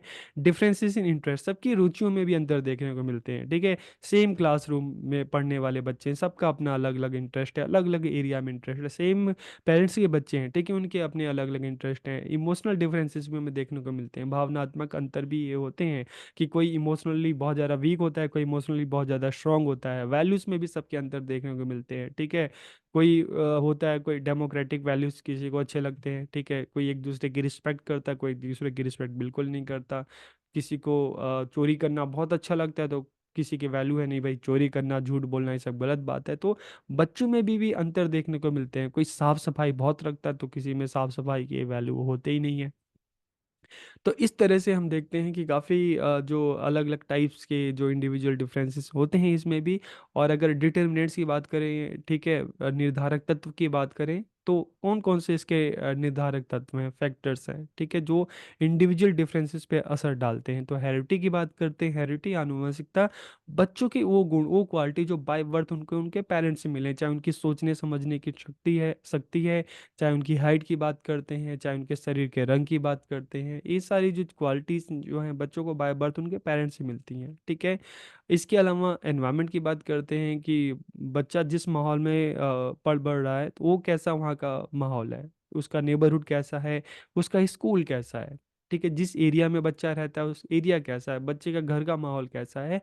तो ये सारी चीज़ें जो होती हैं वो कहीं ना कहीं उससे इंडिविजुअल डिफरेंसेस बच्चों में आ जाता है। इसलिए तो एक क्लास में पढ़ने वाले जो बच्चे होते हैं एक दूसरे से बिल्कुल अलग होते हैं। कोई एक दूसरे से बहुत प्यार से बात करता है तो किसी में एक दूसरे को अब्यूजिंग लैंग्वेज में कोई किसी से बात करता है, ठीक है। तो बोलने बात करने के तरीके में भी हमें इसलिए तो अंतर देखने को मिलता है। इसके अलावा जैसे हमने कास्ट कास्ट की बात करते हैं, अलग अलग बच्चे जो हैं अलग अलग कास्ट से बिलोंग करते हैं, तो कहीं ना कहीं उनकी कास्ट का जो एक असर होता है वो बच्चों पर होता है, ठीक है। एक व्यापारी की बात करें तो व्यापारी का बच्चा जो है, ठीक है, किसी भी फील्ड में जाए लेकिन वो जो व्यापार होता है ना वो बिजनेस माइंडेड हमेशा होता है। किसी भी फील्ड में भेज दो, अगर उसको एजुकेशन में भी भेज दो ना तो एजुकेशन में भी कुछ ना कुछ वो इनोवेशन करके वहाँ से भी वो अपना व्यापार ढूंढ लेगा, कोचिंग सेंटर खोल लेगा, अपना स्कूल खोल लेगा, ठीक है। तो ये चीज़ देखने को हमें मिलती है। चाहे हम रेस एंड नेशन की बात करें, जैसे मैंने अभी आपको बताया, ठीक है, कि आप किस रीजन से बिलोंग करते हैं, ठीक है, किस कंट्री से बिलोंग करते हैं, तो उसका असर कहीं ना कहीं आपके बॉडी पे, आपके सोचने समझने के तरीके पर, आपके कलर पे असर पड़ता है। सेक्स डिफरेंस, लिंग भेद की बात करें, जैसे मेल फीमेल की हमने बात की, ठीक है।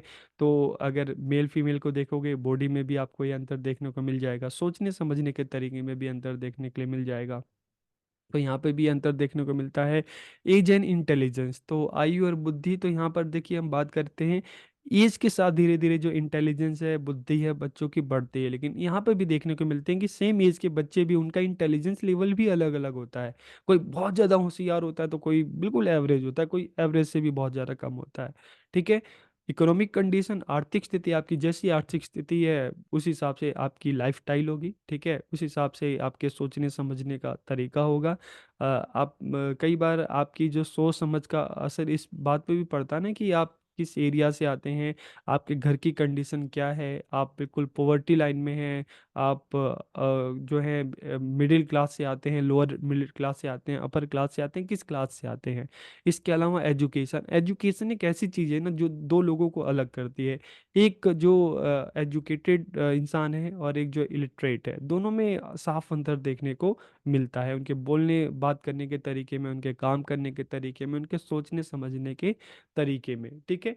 अ, बहुत बार हम देखते हैं कि सेम क्लास में पढ़ने वाले बच्चे, ठीक है, उनकी जो एजुकेशन भी वहाँ पे भी डिफरेंस देखने को मिलता है। पढ़ना लिखना अलग होता है, शिक्षा जो होती है वो अलग होती है। पढ़ना लिखना कि आपको पढ़ना लिखना आता है, एजुकेशन जो आपने पढ़ा है उसको आप अपनी लाइफ में अप्लाई कर रहे हैं। तो आपको कितनी अच्छी एजुकेशन मिली, आपको कितनी अच्छे टीचर मिले, कहीं ना कहीं इसका आपकी सोच समझ पर, आपके काम करने के तरीके पर भी असर पड़ता है। एजुकेशन एक ऐसी चीज़ होती है जो गरीब से गरीब इंसान को भी देश के हाईएस्ट पोस्ट पर पहुंचा देती है, दुनिया का सबसे अमीर इंसान भी बना देती है। तो ये सारी चीज़ें हैं जो इंडिविजुअल डिफरेंसेस है उसको प्रभावित करती हैं। तो इस वीडियो में हमने इंडिविजुअल डिफरेंसेस की बात की, इसके टाइप्स की बात की, इसके जो निर्धारक तत्व हैं, डिटर्मिनेंट्स है, उसकी बात की। वीडियो आपको कैसी लगी कमेंट करके ज़रूर बताइए। आप सबका बहुत बहुत धन्यवाद। दो इंडिविजुअल कभी भी एक जैसे नहीं होते, दोनों में कुछ ना कुछ डिफरेंस, कुछ ना कुछ अंतर होता ही है। फिर चाहे सेम पेरेंट्स के बच्चे हों, दो बच्चे तीन बच्चे सेम पेरेंट्स के भी हों, तो उनमें भी हमने कुछ ना कुछ अंतर देखने को मिल जाता है। चाहे हम हाइट की बात करें, चाहे हम कलर की बात करें, चाहे इंटरेस्ट की बात करें, चाहे अचीवमेंट की बात करें, कुछ ना कुछ अंतर हमें देखने को मिलता है। तो इसी इंडिविजुअल डिफरेंसेस पर हेरिडिटी और एनवायरनमेंट दोनों का क्या प्रभाव पड़ता है। हेरिडिटी और एनवायरनमेंट का, इंडिविजुअल डिफरेंसेस में क्या रोल है? देखिए, जब हम हेरिडिटी की बात करते हैं ना, मतलब हमें जो क्वालिटीज़ हमारे अंदर, जो गुण, जो क्वालिटीज़ हमें बाय बर्थ हमारे पेरेंट्स से मिली है, चाहे हम हाइट की बात करें, चाहे कलर की बात करें, तो उसे हेरिडिटी कहा जाता है, आनुवंशिकता कहा जाता है। और एनवायरनमेंट मतलब हमारे आसपास की सराउंडिंग, उसका हमारे ऊपर क्या असर पड़ता है, हमारी व्यक्तित्व पर, हमारे डेवलपमेंट पर क्या असर पड़ता है। तो इस वीडियो में हम इसी पॉइंट पर बात करेंगे, role of heredity and environment in individual differences, कि व्यक्तिगत विभिन्नताओं में आनुवंशिकता और वातावरण की क्या भूमिका है। तो वीडियो को आखिर तक देखिए, और वीडियो कैसा लगा कमेंट करके जरूर बताइए। तो वीडियो को हम शुरू करते हैं, और सबसे पहले हम हेरिडिटी की बात करते हैं। Role of heredity in individual differences, की व्यक्तिगत विभिन्नताओं में आनुवंशिकता की क्या भूमिका है। तो इसको हम एक एग्जाम्पल से समझने की कोशिश करते हैं। देखिए, अक्सर लोग आप सबसे भी कहते होंगे ना कि यार तुम्हारी हाइट, तुम्हारे चाहे माथे की बात करें, तुम्हारे आंखों की बात करें, तुम्हारे फिंगर्स, तुम्हारे सोचने का तरीका, तुम्हारे चलने का तरीका तुम्हारे फादर पे गया है, तुम्हारी मदर पे गया है। अक्सर लोग आप सबसे भी ऐसे कहते होंगे, ठीक है। तो इसी तरह से ऋषु के साथ भी ऐसा हुआ। ऋषु का जब जन्म हुआ तो उसकी आंखें ब्राउन थी और उसके जो बाल थे वो काले थे। तो लोग उसको क्या कहते थे कि तुम्हारी जो आंखों का रंग है तुम्हारे फादर पे गया है, ठीक है, और तुम्हारे जो बाल का रंग है तुम्हारे माँ पे गया है। तो he inherited the colour of his eyes from his father and his hair was like his mother, की उसकी जो आंखों का रंग था उसके फादर पे गया था और बालों का रंग उसकी मदर पे गया था, ठीक है। तो जब हम विरासत में मिले शब्द का प्रयोग करते हैं ना, तो इसका अर्थ है कि ऋषु ने अपने माता पिता और दादा दादी से जो गुण प्राप्त किए हैं, इसे ही हम क्या कहते हैं, हेरिडिटी कहते हैं। इसे ही हम आनुवंशिकता कहते हैं, कि बाय बर्थ आपको जो क्वालिटी, ठीक है, आपके पेरेंट्स से मिली है, चाहे हाइट की बात करें, चाहे हेयर के कलर की बात करें, चाहे आंखों की बात करें, चाहे गाल की बात करें, तो उसे हम क्या कहते हैं, उसे हम कहते हैं हेरिडिटी, की जो आप में जो क्वालिटी है बाय बर्थ आपको आपके पेरेंट्स से मिली है। तो it provide the basis for the development of human personality, कि ये मानव व्यक्तित्व के विकास के लिए एक आधार प्रदान करता है। Heredity is what a person is born with, की आनुवंशिकता वो है जिसके साथ एक व्यक्ति पैदा होता है, उसकी वो क्वालिटीज, वो गुण, ठीक है, जिसके साथ बच्चा पैदा हुआ है, और वो उसको किससे मिली है, बाय बर्थ उसके पेरेंट्स से मिली है। तो it is a specific combination of genes that we inherit, कि यह जीन का एक विशिष्ट संयोजन है जिसे हम विरासत में अपने पेरेंट्स से प्राप्त करते हैं। तो it is reflected in our height, thickness, colour, की हमारी लंबाई, मोटाई, रंग आदि विशेषताओं में नजर आता है। तो इसे ही हम क्या कहते हैं, हेरिडिटी कहते हैं। तो यहाँ पर आपको समझ में आ गया होगा कि हेरिडिटी का क्या रोल है इंडिविजुअल डिफरेंसेस में। आप अलग अलग बच्चे देखो, ठीक है, किसी के मदर फादर की हाइट लंबी होती है तो बच्चे भी लंबे होते हैं। किसी के मदर फादर फादर जो है उनकी जो कलर क्या होता है, कि अगर फेयर है, ठीक है, तो बच्चे भी सुंदर होते हैं। लेकिन अगर किसी के मदर फादर की हाइट जो हम देखते हैं कि छोटी होती है, तो नॉर्मली बच्चे भी उस तरह से होते हैं। तो जब हम हेरिडिटी की बात करते हैं ना, तो बच्चे की जो वो क्वालिटीज, वो गुण जो बाय बर्थ उसको उसके पेरेंट्स से मिलते हैं। तो यहाँ पर आपको समझ में आ गया होगा कि इंडिविजुअल डिफरेंसेस में हेरिडिटी का, आनुवंशिकता का क्या रोल है, ठीक है। अब अगर हम एनवायरनमेंट की बात करें, हम पर्यावरण की बात करें, कि role of environment in individual differences, की व्यक्तिगत विभिन्नताओं में वातावरण की क्या भूमिका है। तो इसको भी एक एग्जाम्पल से हम समझते हैं, कि देखिए, आपको जैसा माहौल मिलेगा ना, आपको जैसा माहौल मिलेगा, जैसा एनवायरनमेंट मिलेगा, वैसे ही आप होगे। इसलिए तो जब हम देखते हैं कि आप सब जब 3 साल के होते हैं, 4 साल के होते हैं, तो आपके पेरेंट्स आपकी स्कूलिंग को लेकर बहुत परेशान होते हैं, सोचते हैं ना कि यार अच्छा स्कूल, बच्चों का एडमिशन अच्छे स्कूल में कराएं, क्योंकि अच्छे स्कूल में जाएंगे, अच्छा एनवायरनमेंट मिलेगा, तो अच्छे से डेवलपमेंट होगी, ठीक है। तो जब बच्चा पैदा होता है ना, चलो बाय बर्थ उसको कुछ जो क्वालिटीज़ हैं, ठीक है, उसके पेरेंट्स से मिले, लेकिन काफ़ी हद तक ये भी असर करता है कि आप जिस सोसाइटी में आप पैदा होके आप वहाँ पे धीरे धीरे बड़े हो रहे हो, तो आपका सोशलाइजेशन कैसा हो रहा है, आपका नेबरहुड कैसा है, आपका सोसाइटी कैसी है, आपका स्कूल कैसा है। जैसा एनवायरनमेंट मिलेगा, ठीक है, वैसे ही आप होगे, वैसे ही आप बनोगे। एग्जाम्पल के लिए देखिए, जब हम मोगली की बात करते हैं, तो ठीक है, जब पैदा होने के बाद काफ़ी कम उम्र पे वो जंगल में खो गया, और भेड़ियों के बीच में क्या हुआ, धीरे धीरे बढ़ा। तो भेड़ियों की जो क्वालिटीज थी, जो गुण थे, जैसा उसको एनवायरनमेंट मिला, वैसे ही उसका सोशलाइजेशन हुआ, वैसा ही उसका डेवलपमेंट हुआ, ठीक है। तो इस तरह से एनवायरनमेंट का किस तरह से इंडिविजुअल डिफरेंसेस पर प्रभाव पड़ता है। एक क्लास में हम देखते हैं बच्चे हैं, ठीक है, अलग अलग एनवायरनमेंट से आते हैं, कोई बहुत अच्छे से बोल रहा है, कोई ठीक से बोल ही नहीं पा रहा। ठीक है, तो जैसा बच्चों को एनवायरनमेंट मिलेगा वैसा उसकी डेवलपमेंट होगी। तो इसी तरह से एग्जाम्पल भी क्या है कि parents of Simi and Mimi were very affectionate of them to them, कि सिमी और मिमी के माता पिता उनसे बहुत स्नेह करते थे। उन्होंने हमेशा उन्हें अपनी क्षमता का पता लगाने के लिए प्रोत्साहित किया और अच्छे रोल मॉडल के रूप में कार्य किया। आप देखिए, आपका डेवलपमेंट इस चीज़ पे भी डिपेंड करता है ना कि आपके पेरेंट्स कैसे हैं, आपको हमेशा मोटिवेट करते हैं, ठीक है, आपको डिमोटिवेट करते हैं, जैसा वो आपको रखते हैं वैसा ही आप बनोगे। आपके टीचर कैसे हैं, आपके आसपास के सोसाइटी के लोग कैसे हैं, आपको दबाने वाले हैं या आपको मोटिवेट करने वाले हैं, ठीक है। जैसा भी होगा, अगर आपको मोटिवेट करने वाले हैं तो वो कॉन्फिडेंस आपके अंदर डेवलप होगा, लेकिन आप अगर आपको डिमोटिवेट करने वाले हैं तो आप हमेशा दबे दबे से सहमे सहमे से रहोगे। तो उन्होंने उन्हें पढ़ने के लिए अच्छी किताबें और खेलने के लिए अच्छे खिलौने दिए।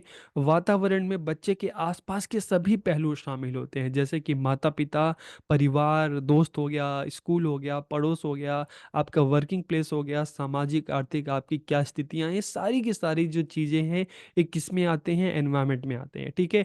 ये सारी चीज़ें अगर पॉजिटिव होगी तो आपका जो डेवलपमेंट होगा बहुत पॉजिटिव तरीके से, बहुत अच्छे तरीके से होगा। लेकिन अगर मान लो आपके घर का माहौल अच्छा नहीं है, आपके सोसाइटी का माहौल अच्छा नहीं है, आपके स्कूल का माहौल अच्छा नहीं है, ठीक है, तो फिर कभी भी आपका डेवलपमेंट एक सही तरीके से नहीं हो सकता। इसका नेगेटिव इम्पैक्ट आपके ऊपर पड़ता है।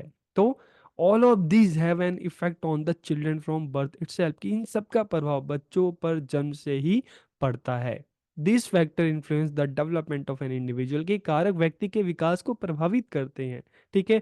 अगर स्कूल की बात करें, ठीक है, अगर स्कूल का आपका एनवायरनमेंट अच्छा नहीं है, वहाँ पे डिसिप्लिन नहीं है, तो फिर स्कूल में आप जाओगे फिर भी ठीक से नहीं पढ़ पाओगे, ठीक है। अक्सर हम देखते हैं इस तरह की जो प्रॉब्लम ज़्यादातर क्या होती है कि गवर्नमेंट स्कूल में ये चीज़ हमें देखने को मिलती है, और स्पेशली जो इवनिंग के स्कूल होते हैं वहाँ पर डिसिप्लिन एक बहुत बड़ी प्रॉब्लम, एक बहुत बड़ा इशू आता है, ठीक है। तो देखिए, अगर माहौल एनवायरनमेंट आपको अच्छा मिलेगा, ठीक है, गवर्नमेंट स्कूल भी बात करें, अगर अच्छा एनवायरनमेंट मिलेगा तो वहाँ पे भी बच्चे आगे बढ़ेंगे, और बहुत सारे स्कूल ऐसे हैं, और एनवायरनमेंट अच्छा नहीं मिलेगा तो आप बढ़िया से बढ़िया स्कूल में आप डाल लो बच्चों को, महंगे से महंगे स्कूल में डाल लो, लेकिन अगर एनवायरनमेंट अच्छा नहीं है ना, तो बच्चों का जो डेवलपमेंट है सही तरीके से नहीं होगा, बच्चे धीरे धीरे गलत रास्ते की तरफ आगे बढ़ेंगे। तो the child's capabilities are determined by heredity, कि बच्चे की जो क्षमताएं हैं, जब बच्चा पैदा होता है तो वो आनुवंशिकता पे निर्धारित होती है, लेकिन एक व्यक्ति इन क्षमताओं को किस हद तक विकसित करता है ये वातावरण के अवसरों पर निर्भर करता है। कि मान लो कोई स्पोर्ट्स पर्सन है, ठीक है, अब मान लो एक स्पोर्ट्स पर्सन है, उसके जो बच्चे हुए तो कुछ क्वालिटीज बच्चों को बाय बर्थ अपने पेरेंट्स से मिली है, लेकिन अगर बच्चों को अच्छा एथलीट बनाना है, ठीक है, बच्चों को अच्छा क्रिकेटर बनाना है, तो उसको उतनी अच्छी ट्रेनिंग भी तो चाहिए ना, तो उसके लिए एक अच्छा एनवायरनमेंट भी जरूरी है।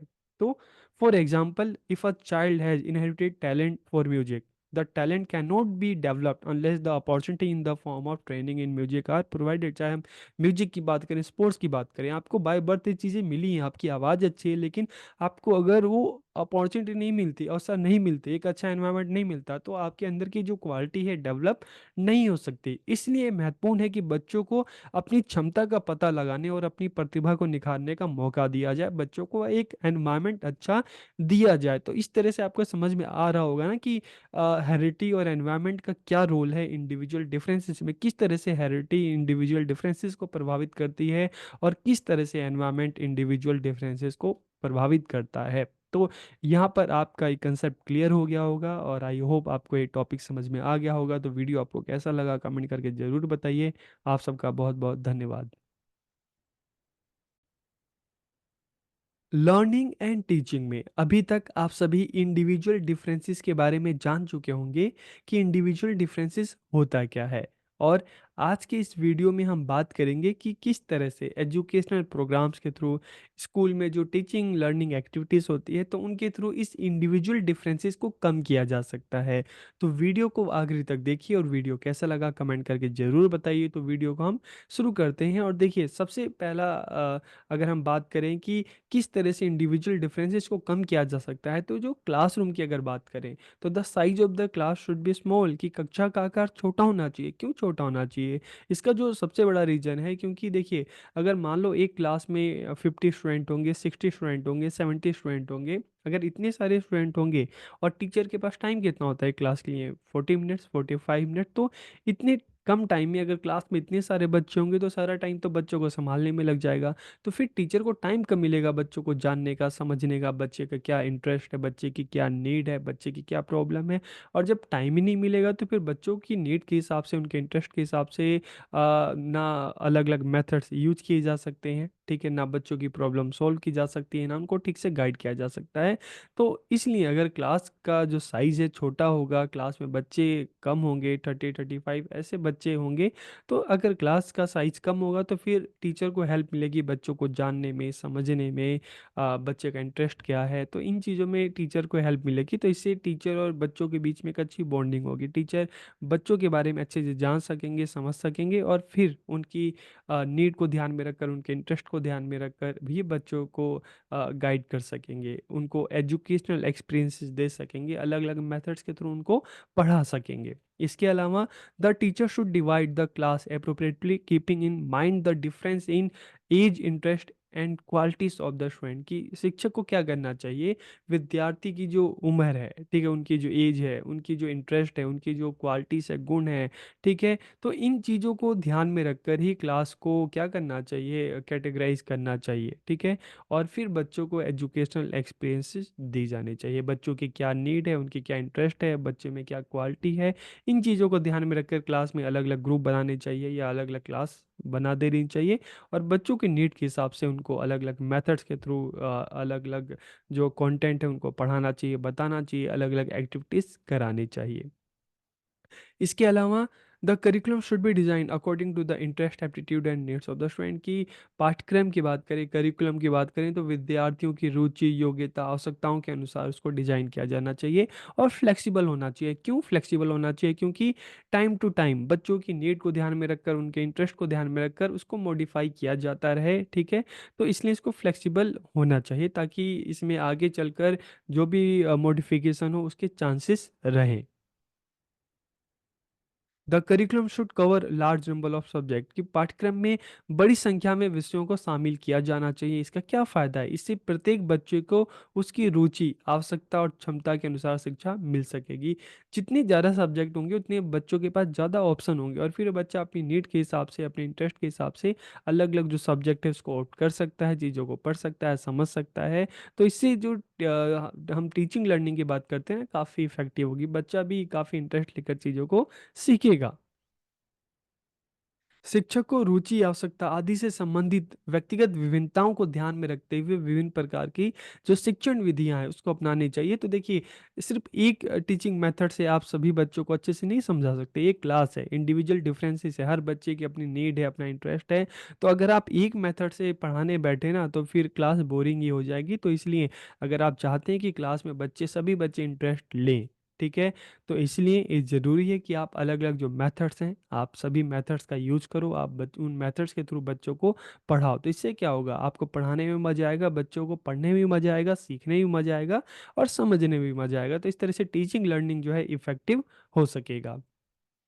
इसके अलावा शिक्षक को विद्यार्थियों की व्यक्तिगत विभिन्नताओं को ध्यान में रखते हुए उन्हें शैक्षिक मार्गदर्शन, या आप कह सकते हो कि उनको एजुकेशनल गाइडेंस देना चाहिए, ठीक है। बच्चे की क्या नीड है, बच्चे की क्या ज़रूरत है, बच्चे की क्या समस्या है, इन चीज़ को ध्यान में रखते हुए उनको टाइम टाइम जो गाइडेंस देना चाहिए। इसके अलावा वोकेशनल गाइडेंस, एजुकेशनल गाइडेंस, जो एजुकेशनल जो भी बच्चे की प्रॉब्लम है, ठीक है, उसको रिगार्डिंग दिया जाता है। और जब वोकेशनल गाइडेंस की बात करते हैं तो मतलब जॉब ओरिएंटेड, ठीक है, कि बच्चा किस फील्ड में अच्छा है, किस फील्ड में बच्चा आगे बढ़ सकता है, किस फील्ड में बच्चा अपना करियर बना सकता है। तो इन चीज़ को ध्यान में रखकर उसको वोकेशनल गाइडेंस भी दिया जाना चाहिए। तो keeping in mind individual differences, teacher should provide appropriate vocational guidance to the student, ताकि बच्चा एक पर्टिकुलर फील्ड में अपने करियर को बना सके, उस फील्ड में बच्चा आगे बढ़ सके।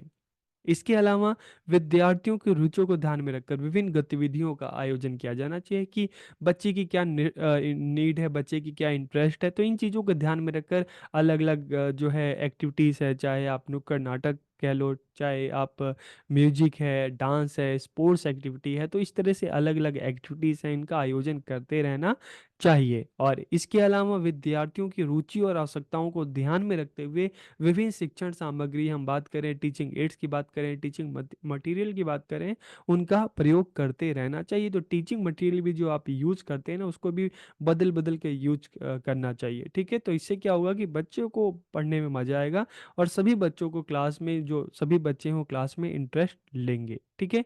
तो ये कुछ तरीके हैं जिनसे इंडिविजुअल जो डिफरेंसेस है, ठीक है, उसको कम किया जा सकता है। और किसी समस्या पर बच्चे कैसे प्रतिक्रिया देते हैं, चाहे आप कोई प्रॉब्लम है या कोई टास्क है, तो बच्चे किस तरह से रिस्पॉन्स करते हैं, इसके लिए क्या क्या कर सकते हैं। इसके लिए देखिए, प्ले मेथड है, प्रोजेक्ट मेथड है, मॉन्टेसरी मेथड है, स्टोरी टेलिंग मेथड है। तो ये अलग अलग जो मेथड्स हैं, ठीक है, इनको यूज किया जा सकता है। और इन मेथड्स के थ्रू आपको ये पता चलेगा कि पर्टिकुलर प्रॉब्लम दी जा रही है या बच्चों को पर्टिकुलर टास्क दिया जा रहा है, तो वहाँ पर बच्चे किस तरह से रिस्पॉन्स करते हैं, किस तरह से प्रतिक्रिया देते हैं, और जो भी असाइनमेंट या टास्क दिया जा रहा है इसको किस तरह से सॉल्व करते हैं। तो इससे बच्चों को अच्छे से जानने में, समझने में हेल्प मिलेगी, ठीक है।